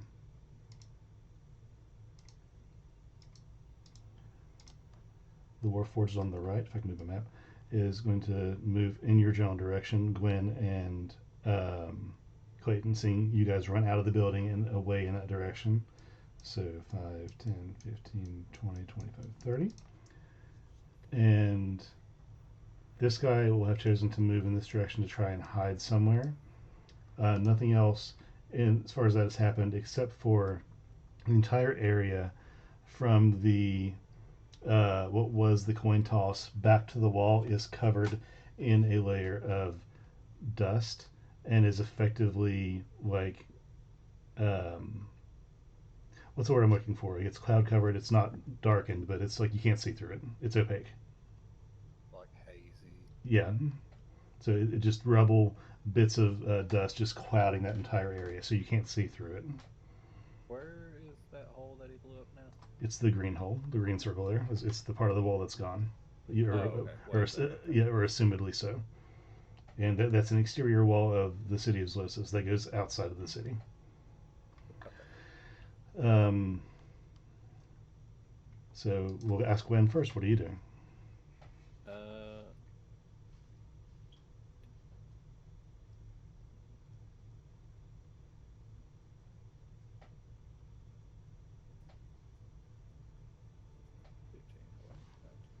Scroll up.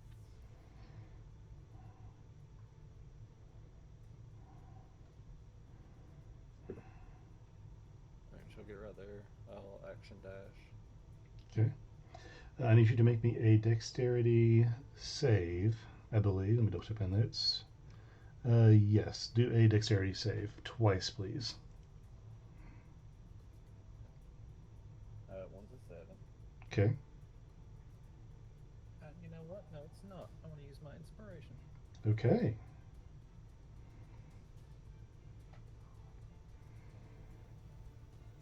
So one is a fucking 14, Okay. And the second one? 13. Okay. So you run through the cloud of dust and debris, sprinting. You don't take any damage from falling, tripping, or running into any rocks or rubble. And you move there. As you pass the figure on your left, you hear him say, "And don't stop until you get far away from the city." And that's going to be it for that. Why can't it do all the work? Clayton, unless Gwen has anything else to do, it is Clayton's turn. What are you doing? Dude, I'm following suit. Okay. Joshua Yep. Graham tells you something, you fucking do it. So I have 15. Okay, make me one dexterity save, please. Oh. With this simple trick, you don't have to make rolls for your D. Well, that's not a check at all. I defaulted to using the roll 20 sheet. You said Dex? Yes, but I think it was supposed to be a save anyway. I think I misspoke anyway. I had you roll a save, right, Matt? I mean, either way, it's still 4 for me. Okay. Well, it was intended to be a save, so that'll work, and that succeeds. You just need to do the 1 for now. But yeah, you succeeded. Okay, so no damage for you. With that being done, we'll head back inside to see what's happening here. So Smitty, the 2 remaining enemies in this area are leaving. They're sprinting out the door. What are you doing? You see I'm them? going to. Yeah. I guess I'm going to shoot another arrow at him with my short bow. Okay. You pop up out from between the aisles after you see them run past and shoot your bow. Give me some roll to hit, please. Which one? 24. 24. Which one do you hit? The one in the one in the front. This guy. Mm-hmm. Okay. That's going to hit. So roll me damage, please.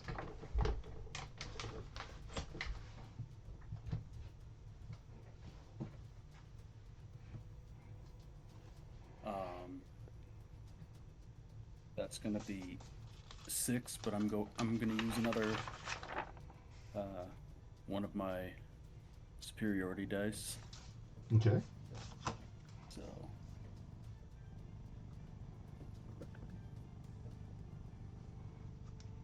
7 damage and does a wisdom saving throw of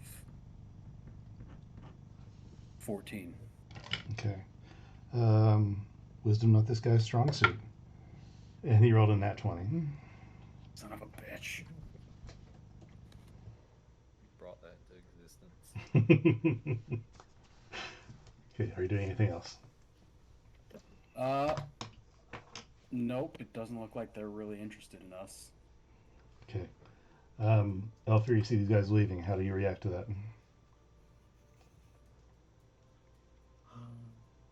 Yes. Are there... Sorry. You got a question? Yeah, is there only one exit? Yes, there's only one exit in this room that you see. Yeah, I'll turn towards Jelric and let him know. I think we should chase him. I'm not sure exactly what's going on, but we really need to stop this all from happening. Start making over here. Oh no, this is all bad terrain, right? No, I think No. that's just the range of the original Yeah, blocks. yeah. That was just an example of where the grenade went off at. Gotcha. So I'll make my way towards the first one, and then I will swing at it with my flail. Okay. 18 is going to hit. Give me some of that damage, please. 6. He's looking pretty bad.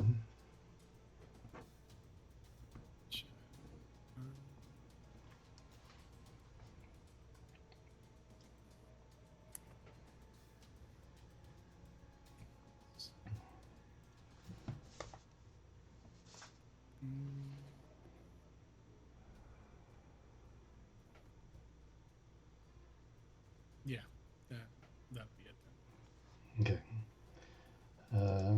Jelric, what's your response?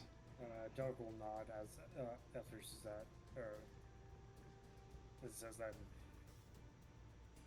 We need to stop them from killing innocents. He's gonna go 5, 10, 15, 20, 25, and then did he see where Smitty was shooting? Where he's shooting from, or which one he was shooting? Where he's shooting from. Yeah, you should be able to see that. Gonna go to here, and then he's going as he kind of like raises his hammer. The cloth that it was wrapping around, unfolding as he is going to cast Thorn Whip on this guy here. Okay. That is going to be 10. Misses. The thorns come up, and he just kicks him off of his heel and keeps running. He grits his teeth, but that is all he can do. Okay. It is this Warforge's turn first. He was going to leave, but since Elfir ran up and attacked him, he's going to turn to the side and double check my thing here. Yes. He's going to just have to take a step back over this way. Do you take an opportunity attack? Yep. Okay, roll that, please. 15's going to miss, unfortunately. And now having a little bit of distance, he's going to try and shoot you with his weapon as he pulls it up and pulls the trigger. That is a 23 to hit. God damn. Yep. As he does, let me make sure. Mm-hmm. Yeah, when he does that, as he goes to hit, Jelric will immediately raise his hammer again, a shimmering light distracting the one that attacked. He is going to essentially use silvery barbs. Okay, silvery barbs. So I re-roll the dice, take the lower, right? Yes, and then he's giving Elfir advantage on attack rolls. Okay. Okay. So that's whatever it was. The 23 turned into a 7. So you're not going to take all that damage just now. And okay, duly noted. Excellent. Having missed his attack, he is going to just head outside and run that way. That's going to be it for him. Next guy is going to follow his suit and step 5, 10, 15 out the door. Do you do anything else here? Oh no, you've already used your reaction this turn, so you don't have a reaction. On his way out the door, he's going to turn and fire on Elfir similarly. That's a 23 to hit. I can't help you there. So, I mean, here's the thing. Look at it this way. It was going to happen twice. So now you're only taking it once. But you're going to take 9 damage. 9 points of force damage.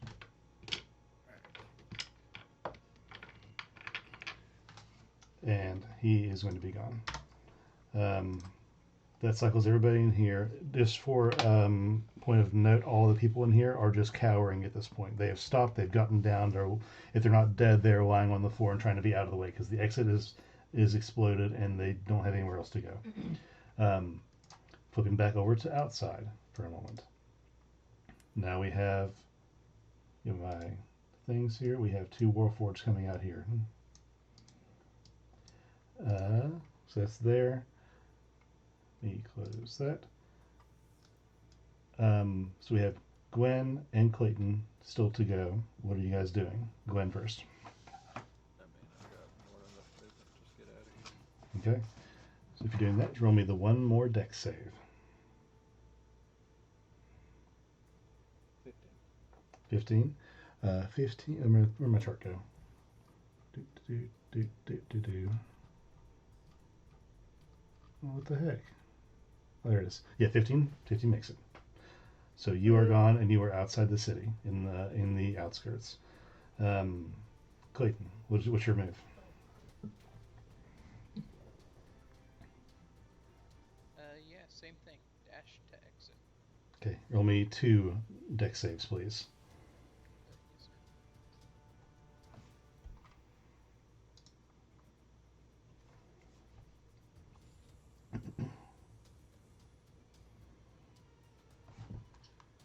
sir. Okay. The one makes it. The other, you're going to take 2 points of bludgeoning damage as you run past rubble, and rubble strikes you on the ankles and hurts where you can't see where you're stepping. Otherwise, you make it out of the city. Okay. So we'll consider you 2 gone. The other guys, the Warforged who came out, have no idea what's going on. This guy over here saw you guys run away, but has no context of what was going on inside the building. So all 3 are going to run this way. 15, 20, yes, there. And they're going to start heading towards the barrier at the bottom. And this figure here is going to start running the opposite way. 5, 10, 15, 20, 25, 30. There we go. So back inside. The rest of you who are still here, what are you doing? So there's a lot of people here. There are, but they're cowering. They're safe. The ones that are still alive, anyway. You don't see. If there was damage done, it was fatal damage. Otherwise, people are unharmed and shocked. I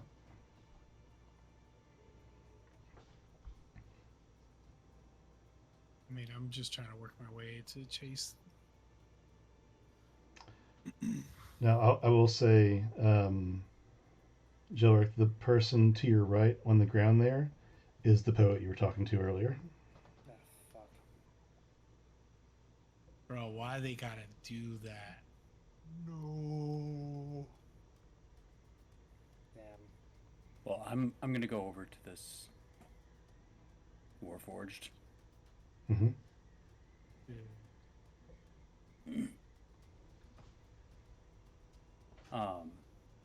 And I'm just gonna did he just drop that weapon? He did. The weapon wanna is grab beside him. Okay.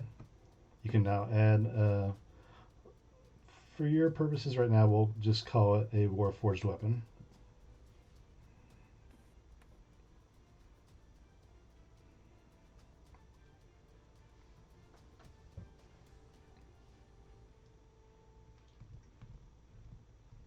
Cool. And then can I just use the rest of my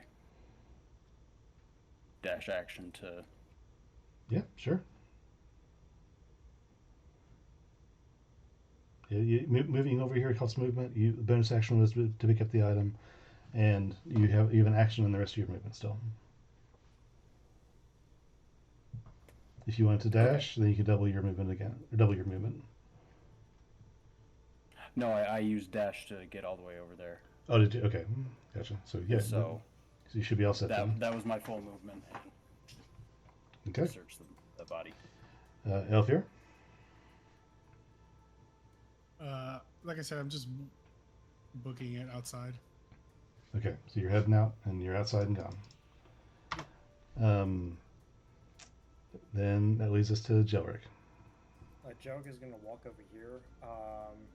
He's gonna curse as he searches through. Did he have his like poem papers like with him? Yes, he did have his poetry book is still there with him on his side. Okay, he's gonna take that. Helvetica will remember.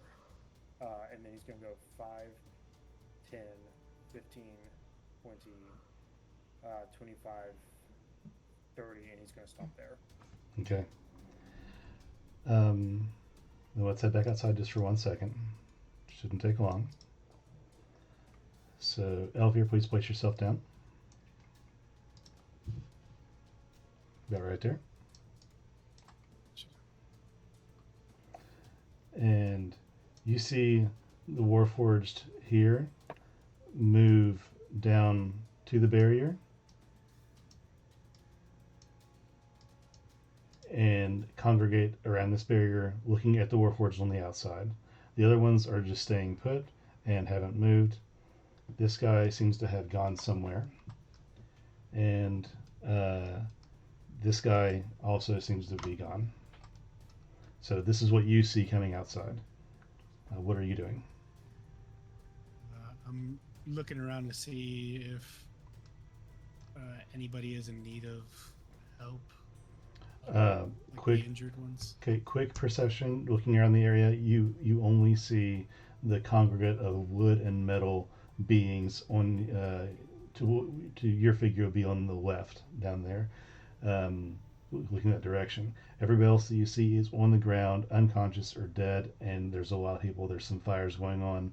There's still a slight tinge of dust in the air from the explosion earlier that you heard but didn't see. Excuse me. And that's what you got right now. Gotcha.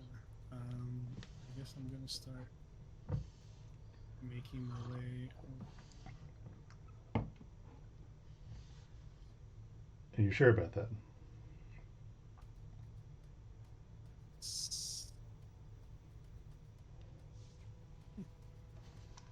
He's walking towards 4 Warforged enemies right now. You stupid?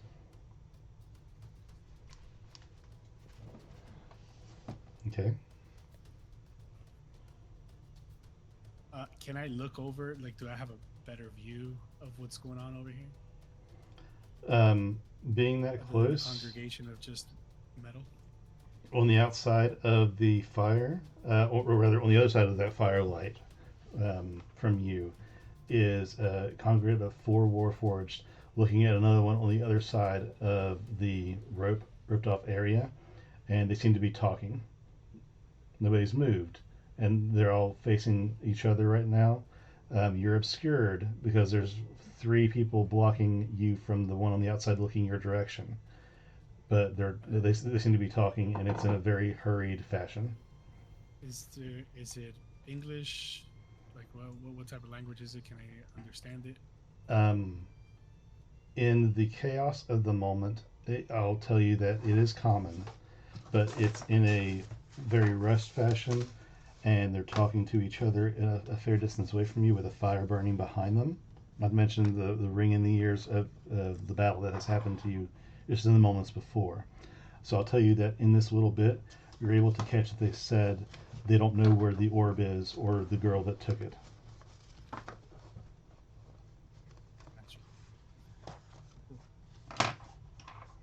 That'll be.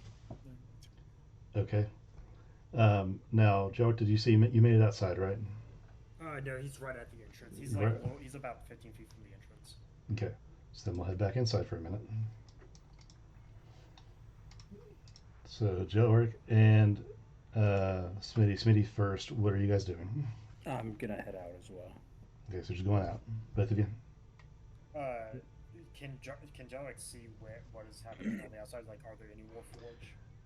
From the inside of the building, and we'll just go ahead and flip over because since that's our option, you guys see from the inside of the building where you're at. You guys can see down here a little bit. Like you can see not the entire group, but you see there's a couple Warforged down there facing away from you.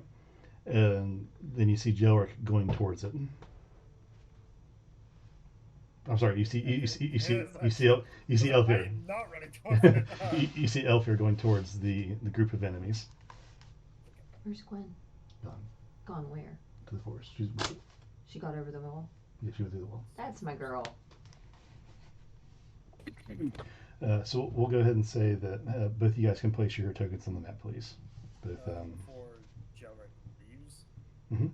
Jelric will shout to them, to the people. Ensure coast clear before leaving. May not want to stay. Follow if can. Follow if you can. He's talking to the people, the rich people in the building. What'd you say? Okay. You're not sure if anybody understood or received the message, but the message was said.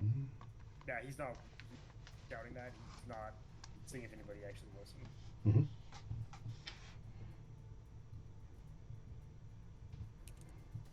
Okay, are you guys doing anything while you're outside? Jelric sees Elfir running towards the group. Is damn. Yeah, I'll say that Dash, or rather Smitty, has used his movement to get to where he's at, and Jelric has used half his movement to this point. 5, 10, 15. He's going to be like right by this water fountain, in case, just as like back Elfir up, depending on what happens. Okay. From your position there, you also notice that there is a dust cloud to your back right over where Gwen and Clayton ran through, but you don't know that. But you do see that this area is far dustier, and there's no enemies in that direction, along with everything else that you see from your perspective. Okay. Okay, but that's all you're doing right now. I guess if since I just used, would talking use up an action? No, talking's free. Okay, so in that case, I am going to hold an action, and if any of these Warforged come up to attack Elfir, he is going to cast Ray of Frost. Okay. And that's going to be my turn. Okay. So let me ask Smitty. You have used your movement, but what else are you doing on your turn right now? I think I could shoot at a Warforged with disadvantage, right? From where you're at, I mean, they're still within range, right? It shouldn't be with disadvantage. Oh no, never mind. Yeah, it's only disadvantage if they're outside of your range. If they're behind something, then they get a buff to their AC, but that would be the only thing. Oh, okay.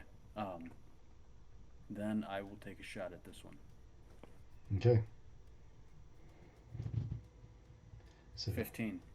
15 misses. Your shot passes right by them and hits the point right where the ropes are and smashes against an invisible barrier and clatters to the ground.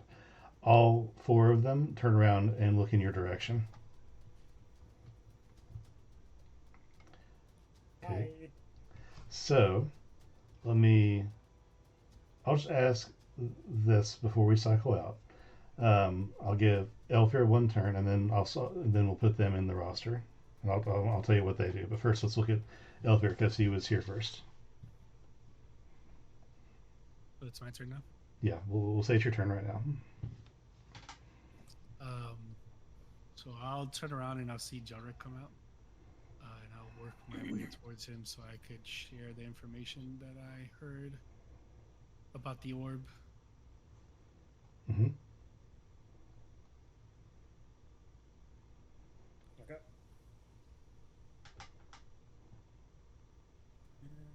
That's pretty much it. Okay. Then at that shot, and all of these guys turn to see you, they're going to turn. This one is going to turn back to the rest, and you guys hear the word retreat said very loudly and clearly, but almost robotically. and all of these guys move this way. This first off, this guy moves before anybody else, and after he moves, people follow him through what was an invisible shield and head this way. After they get past that area, two of them throw grenades behind them over here and over here. And the same thing goes for over on this side. These two guys hear the command, begin to move, and toss one grenade each in this general area. Yeah, that's right. You better run. So we're going to do this and say this area and this area explode after these guys move and are running away. And let me grab this thing if I can. There we go. And both those areas, boom, just explode, and rubble flies, dust in the air. The bodies that were there are no longer bodies. Some body parts might be found in other places right now, but this area is now collapsed with the buildings, rubble, and overall choked with dust. Besides, there's nothing else in this area right now, so it's just free reign. We're going to drop turn order. And I want to ask you guys what you're doing now. All three of you. Jalrok will turn to. Who has the orb? We need to get. That's my girl. We need to get the people out.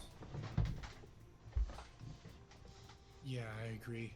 I guess let's split up. You take left, I take right. See what we could find. Back to building. Okay. Get those people. And he'll start making his way back inside the building. And Okay. I can start checking the perimeter starting from the right side. So I'll check, the pulse on this guy or see if he's all right and work my way around. Gotcha. Smitty, are you doing anything different?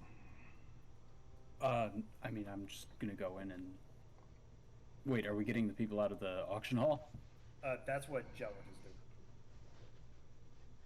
All right. Do you need help or? That's. I would take it. All right. Let's do it. Okay. So, do you think there's more auction loot on the stage? There might be something. I think it's worth looking. Oh, I think it's worth looking into. Jalrok will kind of nod at Smitty. They are really focused on getting some loot. Did I say something about that? Yeah, they're gonna go check the stage. Okay. So, you guys are helping people, and what'd you say about the stage? I missed that part. Was there any more? I think Jalrok brought up that there might be more auction items left on the stage that may have not been put on stage before everyone attacked. Okay. Let me see here. Pull up my thing about that. So for the sake of time, we're going to say that you guys help everybody that you can and get everybody checked out of the building. And you hear the shout of guards on the other side of the rubble from where the entrance to the courtyard was barricaded in by explosions, and they're working through it from that side. On your side, you help people get up out of the building and out of the courtyard behind the city through that hole that you discover on the other side. As far as the items behind the stage, it looks like they were all pretty much gone. The orb was the next to last thing. The only other thing that you see back there that wasn't destroyed in the ruckus was a small bottle that was tipped over in its display case, it was yet to come out. And it's a small glass bottle inside a display case that is not broken but tipped over at this point.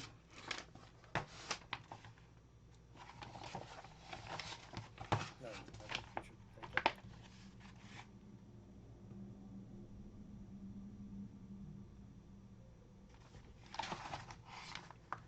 Indeed. Well, then one of you can add that to your inventory. And for our purposes, we'll say that you guys are now exiting through the only exit, which is the hole in the wall outside of the city. So now I'll say, with all of you outside, everybody gathered at a spot roughly 100 feet away from the city wall, at a safe distance, including our former heroes. We are now in a safe area that is on a trail leading to the main thoroughfare away from Zlosis and to Zlosis, which is the Zlosis bypass. But this is just a small trail leading from the bypass to the city. And most of the people at this stage are cleaning themselves up, trying to figure out what happened, and some are walking back to the main gate of the city. So I'll ask you guys as a group, what are you doing?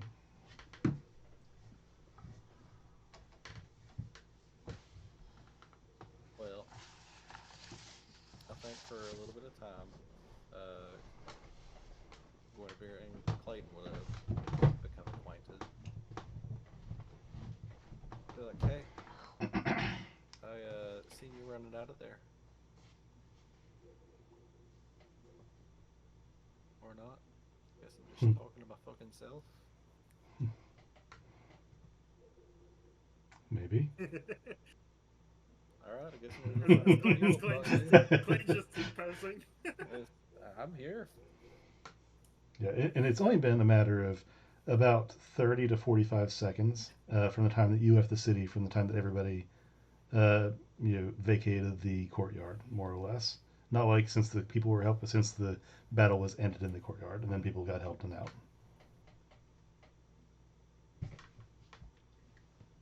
Well, that was weird. Schmitty, you're the only person I know. What's up? What happened in there after we got out? Oh, are we back together now? I guess. Yes, outside the city. Yeah, I found a nifty something or other. And I'm gonna hold up the Warforged weapon. That is just the neatest. I don't know what it does. I'm kind of scared to find out. Well, that's like Pick at one least for the Javine second to time have I've had one of found. those shot at me. What? Pick a potion for Javine to have found. They're Do you kind of know- fun. Do you know which the business end? Can I tell that? They're talking to you, babe. Look for the side with a hole in it. Sorry, I didn't hear you. What did you say? Can I tell what's the business end of this weapon? Or Yeah, it's pretty easy to pick up and figure out with a brief investigation. It's basically a rifle of sorts. There's a handle on one side so it's easy to know that this is where this goes. And above the handle there is what seems to be a trigger. Mm. There is a place on the side that looks like it has spots for some sort of ammunition or gemstone or something. You think gemstone because there's two remaining slots that are filled with a greenish blue stone, but the rest of the slots are empty. am I able to extract the stone, or is it just No, you can extract it if you wanted to. okay? It's very Well, fine. I'll leave it in for now, actually. Well, it's very finely carved. It's about the size of half of your pinky finger in length and diameter, and the place for it in there is exactly the size for it. So if you did need to replace the other ones, they would need to be exactly that. Okay. Gentleman's egg. So Exactly what it sounds like. do it. It's a little blue potion. So, Really? you guys ever seen those photos? Or bowel before? mover.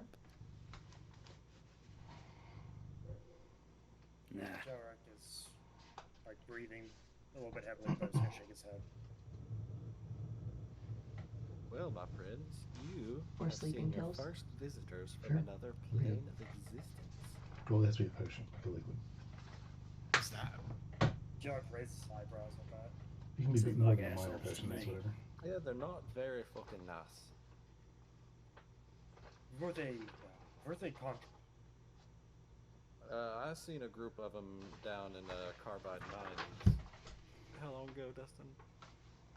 It's been about a month no, it's been 3 months or so. I No, think. no. How long? 3 weeks or a month. 3 weeks. Okay, so it's Or been a about a month. month-ish. It's been about a month ago, but Yeah, me and a group were over that way, and they kind of just came out of nowhere. And I think they killed my friends that I was there with. I wouldn't really call them friends, they were like people I've met. But yeah, they're pretty mean. They don't come from here either. That is interesting. Um, and you don't know what plane? Did they say where they came from, Dustin, or they just say they came from somewhere else? They did not say. They did not say.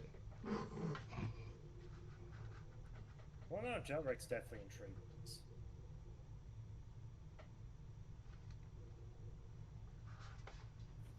Yeah, it's kind of figured I'd get more of a reaction out of you folks after that. At this time, you guys notice that pretty much all of the individuals that aren't U5 have left and gone back to the main gate of the city, and you can see it's not too far away, and you can tell from this distance that the city has been placed on lockdown, and these people that are outside the locked gates are being corralled into a certain area while the guard process what happened and what's going on.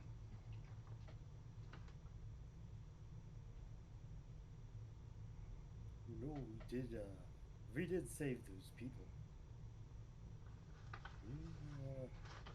We might get money. Hey, if you guys did it, go get your reward. I didn't help anybody, I just got the hell up out of there. Kind of got like some fucking vivid flashbacks for a second.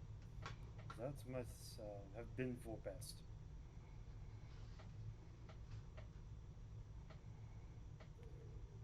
And you got the treasure. And that's what real heroes do. That's what I did. Now I'm gonna figure out why the fuck they were so interested in it. Oh, Smitty, do you still have the bottle? Did I take that? Oh wait, did I take that?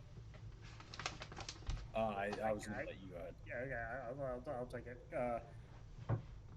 If we're waiting around, can I ritual cast Identify on the bottle? Sure. Identifying the bottle. This is a potion called Nerve Calmer. It's a thick gray potion with kind of a lemony twist to it, more or less. A dose of this potion reduces the stress and calms the nerves of the user.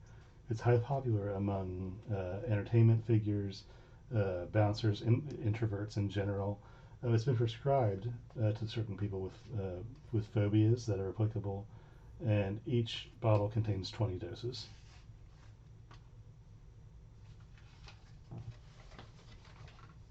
That is very good to know. Gwen's just gonna take out that treasure map that she brought and look at it. It looks like a very artistic rendering of an internal structure. There's several rooms to it. There's doors that are marked.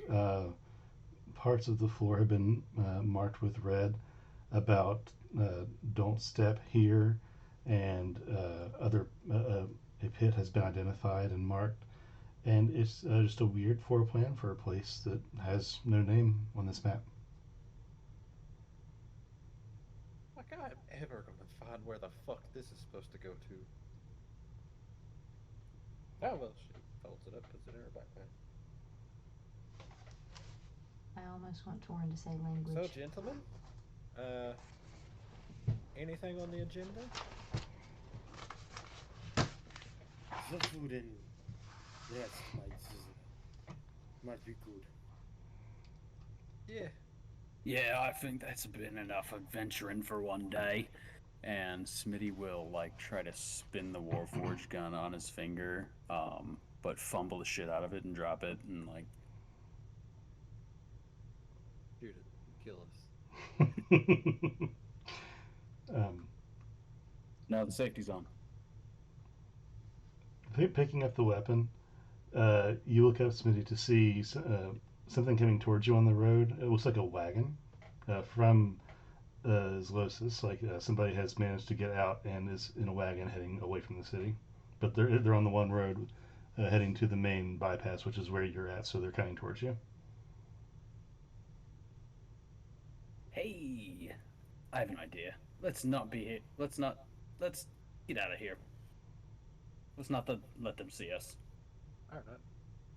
I'm not sure why, but okay. We've got some very stealable items, and They got Yeah. very deathable bodies if they try that. all right. Your call. I mean, I will get into the tree line and hide. If there is a tree line. Yeah, there is. It's a very forested area you're in. Yeah, I just Homer Simpson style. So what are the rest of you doing? Are you hiding? Or are you? Yeah, just... I'm gonna follow Susie's lead. Yeah, Joe will follow. Okay. Yep. So the wagon goes by, and all you hear is a little chatter about. I don't know. We're going to Italy. That's a long way away. It'll probably make a stop in Zephyr before we go through, and then the language kind of trails off as the Hoovers and the wagons talking to each other, and the wagon vanishes into the distance. That was anticlimactic. Yeah, I feel like we could have maybe gotten a ride off it. Seemed pretty nice. Well, I wasn't gonna strike up a conversation with him. I mean, if anything about people in the countryside, they will talk your ass off first. I don't know. Well, once more, gentlemen. Directions? Because I guess you're stuck with me for now. Nah, you're stuck with us. Alright. Well, to give a gentle prod of direction, are you guys staying in the forest or heading away from Zlosis or heading back to the city, the main gate? I don't know if I want to go back to the town that was just attacked by robots personally. Yeah, I think we should go somewhere far away. I'm gonna look over to Jelric and ask him, why don't we go look at the area that the poet was supposed to take us to? Yes, I would actually. I do think that would be a good idea. By the way, thank you for the healing back there. Yeah, don't mention it. And he's gonna take Squeaks off of Alfir, put him kind of back underneath his like the pelt over his armor.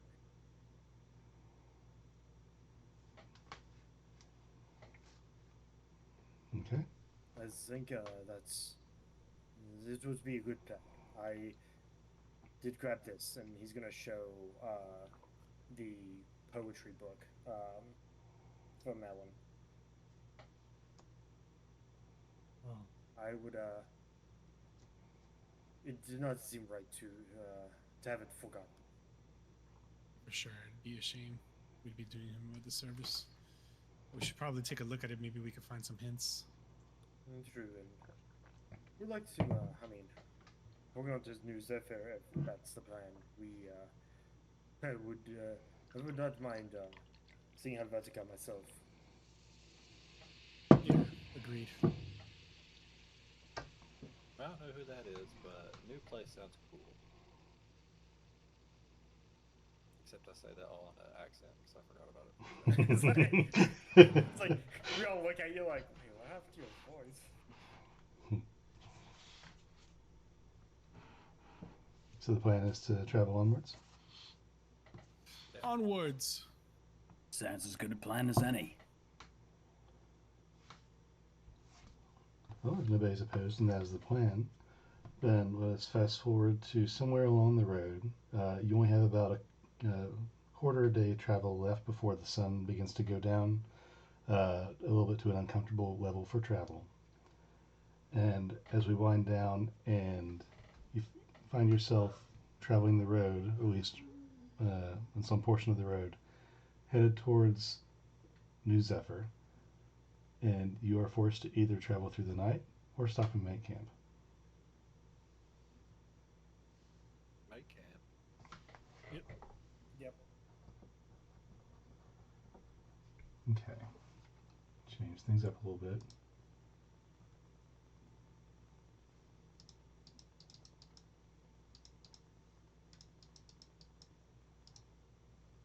So, with a campfire made and the events of this very long day behind you, begin to wind down and take a look at yourselves and the company you find yourself in. Some of you are familiar to each other, some are not. And as people begin to rest, does anybody decide to stay up for a watch on this main thoroughfare that you're camping on the side of? I'll stay up for watch. Okay. I'll keep a watch. Yeah. Okay. Guys, not all at once. So, We all do it. All three. we all stay up for the same watch. this is the exact same shift. Hopefully, whichever watch is not being covered. Okay. Let me ask who is doing the second shift. I'll do it. Okay. So during your shift. Before this happens, Mhm. make sure. Oh yeah, I do want to, before everybody goes honk shoe for the night, I do want to also cast ritually identify on the orb. Okay. Let me get to my thing real quick. Yes, I would like to also ritual cast. Is she ever going to tell them her name's not Susie? No. Yes, I would like to ritual cast alarm around the campsite. Very I good. will cast alarm around my bed. And I guess I will. Can I ritual cast detect evil and good? I have to say the spell. I'm not super familiar, to be honest. I didn't think so, but where is my? There we go. There's that document. Oh boy, let it load up. But hey, you can cast it and keep it for 10 minutes There you go. I guess I'll cast it. because you're going to get it back at the end of the long rest. Yeah. So let's cast it. Okay. So Yes, man. The most aware watch. Everybody's taking the same turn all at the same time. We're all ritual casting. okay. So with all spells cast, let me. Can you post text for alarm, please? Yes, it's not on that sheet, but here. Let's see. Hold Have on. it. I can do it. I got it. Yep, I need to put it on here. Boom. Okay. I do that around my sleeping bag. Yep, I'm doing mine around the camp perimeter. Okay. Okay. So this is when they cross the threshold to come into the area. Correct, and I can make Yeah. my. You can either make it Okay. mental or audible. I'm gonna make mine audible. Okay. Same. Mine's just gonna be a big whistle. Okay. Mine's gonna be a bunch of bells. So Matt, it is on your shift we are looking. Can you make me a perception check, please? And tell me what you're doing in the middle of this night. As the stars are out, it's relatively quiet. The fire's crackling behind you, and your friends are more or less asleep. Well, did I do the ritual casting on the orb like before I went to sleep at the first part? I would say this is going to be during your shift, because it wouldn't be that hard of a thing to do while keeping watch. Oh yeah, I'll just go ahead and do that. Take 11 minutes. Mm-hmm. Besides that, I'm just chilling. Okay. So, this orb, and are you ready for notes? Hold on. Make a new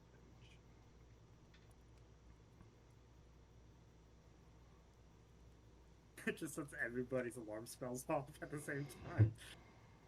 All right, go ahead. Your spell tells you that this orb is an echo of eternity. It can be attuned to. If you attune to it, it fills 3 attunement slots. By concentrating on the orb by concentrating on the orb for 6 seconds, it reveals a glimpse into the plane of Eastgard. Your view within the plane has a range of 1,000 feet. It also has an ability called Arcane Surge. While attuned, the following spells can be cast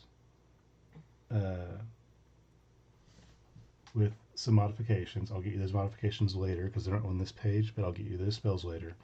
But the spells get modified by either an additional die of damage, additional range, or the general spell's effect being amplified. Upon using the Arcane Surge feature, your attunement is broken, half of your HP is drained immediately, you gain 2 levels of exhaustion, and you cannot take an action for 12 seconds.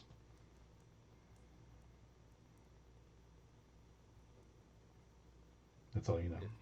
If you just break the attunement naturally, does it No. do all that horrible? Okay, you might have. No problem. But that is what your spell tells you about this orb.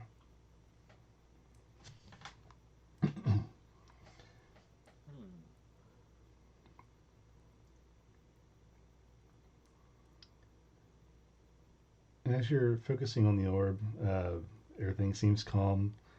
Your friends are still laying around. You hear Clayton snore a little bit.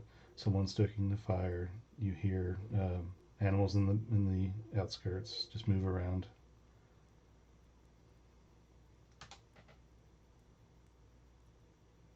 What is Eastgard?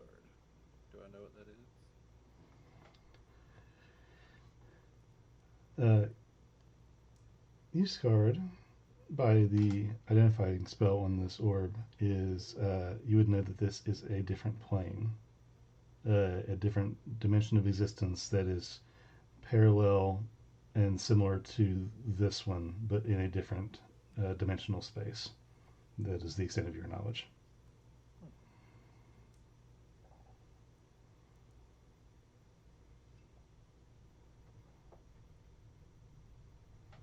Roll me perception, please.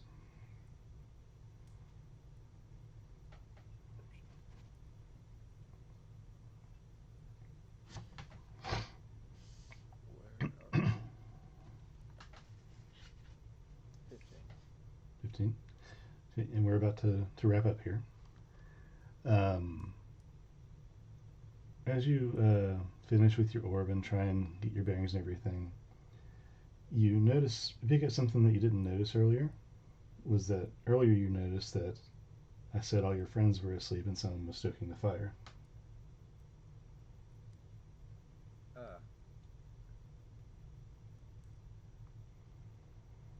Who are you? You realize that additional person has entered your area but not set off your alarms, and also is sitting there next to the fire with a little bit of a long stick, poking it and making adjustments. And it is the gentleman from before who helped you in the battle. His head and face are covered in something of a bandage wrap, except for his eyes that have been remain unwrapped. His hands, all the way from his wrists down to his fingers, are wrapped very tightly. so no visible skin is showing. All you can see is the blues of his eyes. And he's wearing long sleeve dress clothes. And he turns to you. I go by many names. You're in a fair bit of danger. You know that, don't you?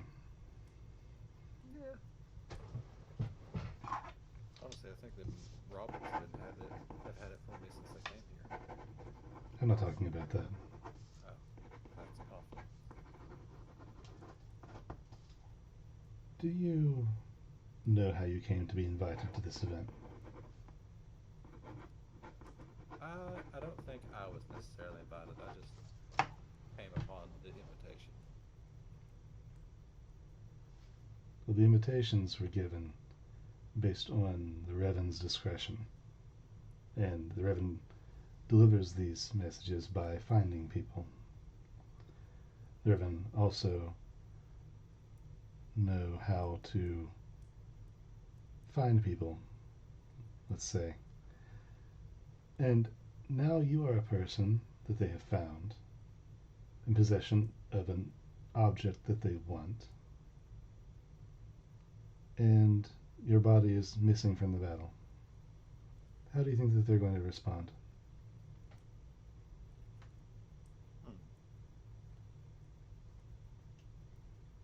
Well, I don't know. You know, they might think I was with the robots. I don't know what a robot is. They might think I was with the metal people. Could be. But rest assured that they are not the only group looking for this object. This is not the only object of this caliber. And sooner or later it will all come to a head. But I would not get rid of it. I would not keep moving if I were you. And he begins to stand up. Puts his hands in his pockets and turns to look at you. We'll be in touch. And then his visage just fades. See ya. Alright, somebody else's turn. She'll just go wake somebody else up. Okay. You cycle through your turns and nothing else happens. It's a relatively decent, peaceful night. Honestly, it's very nice to sleep after such an event like that. And in the morning tomorrow is where we will start our next session.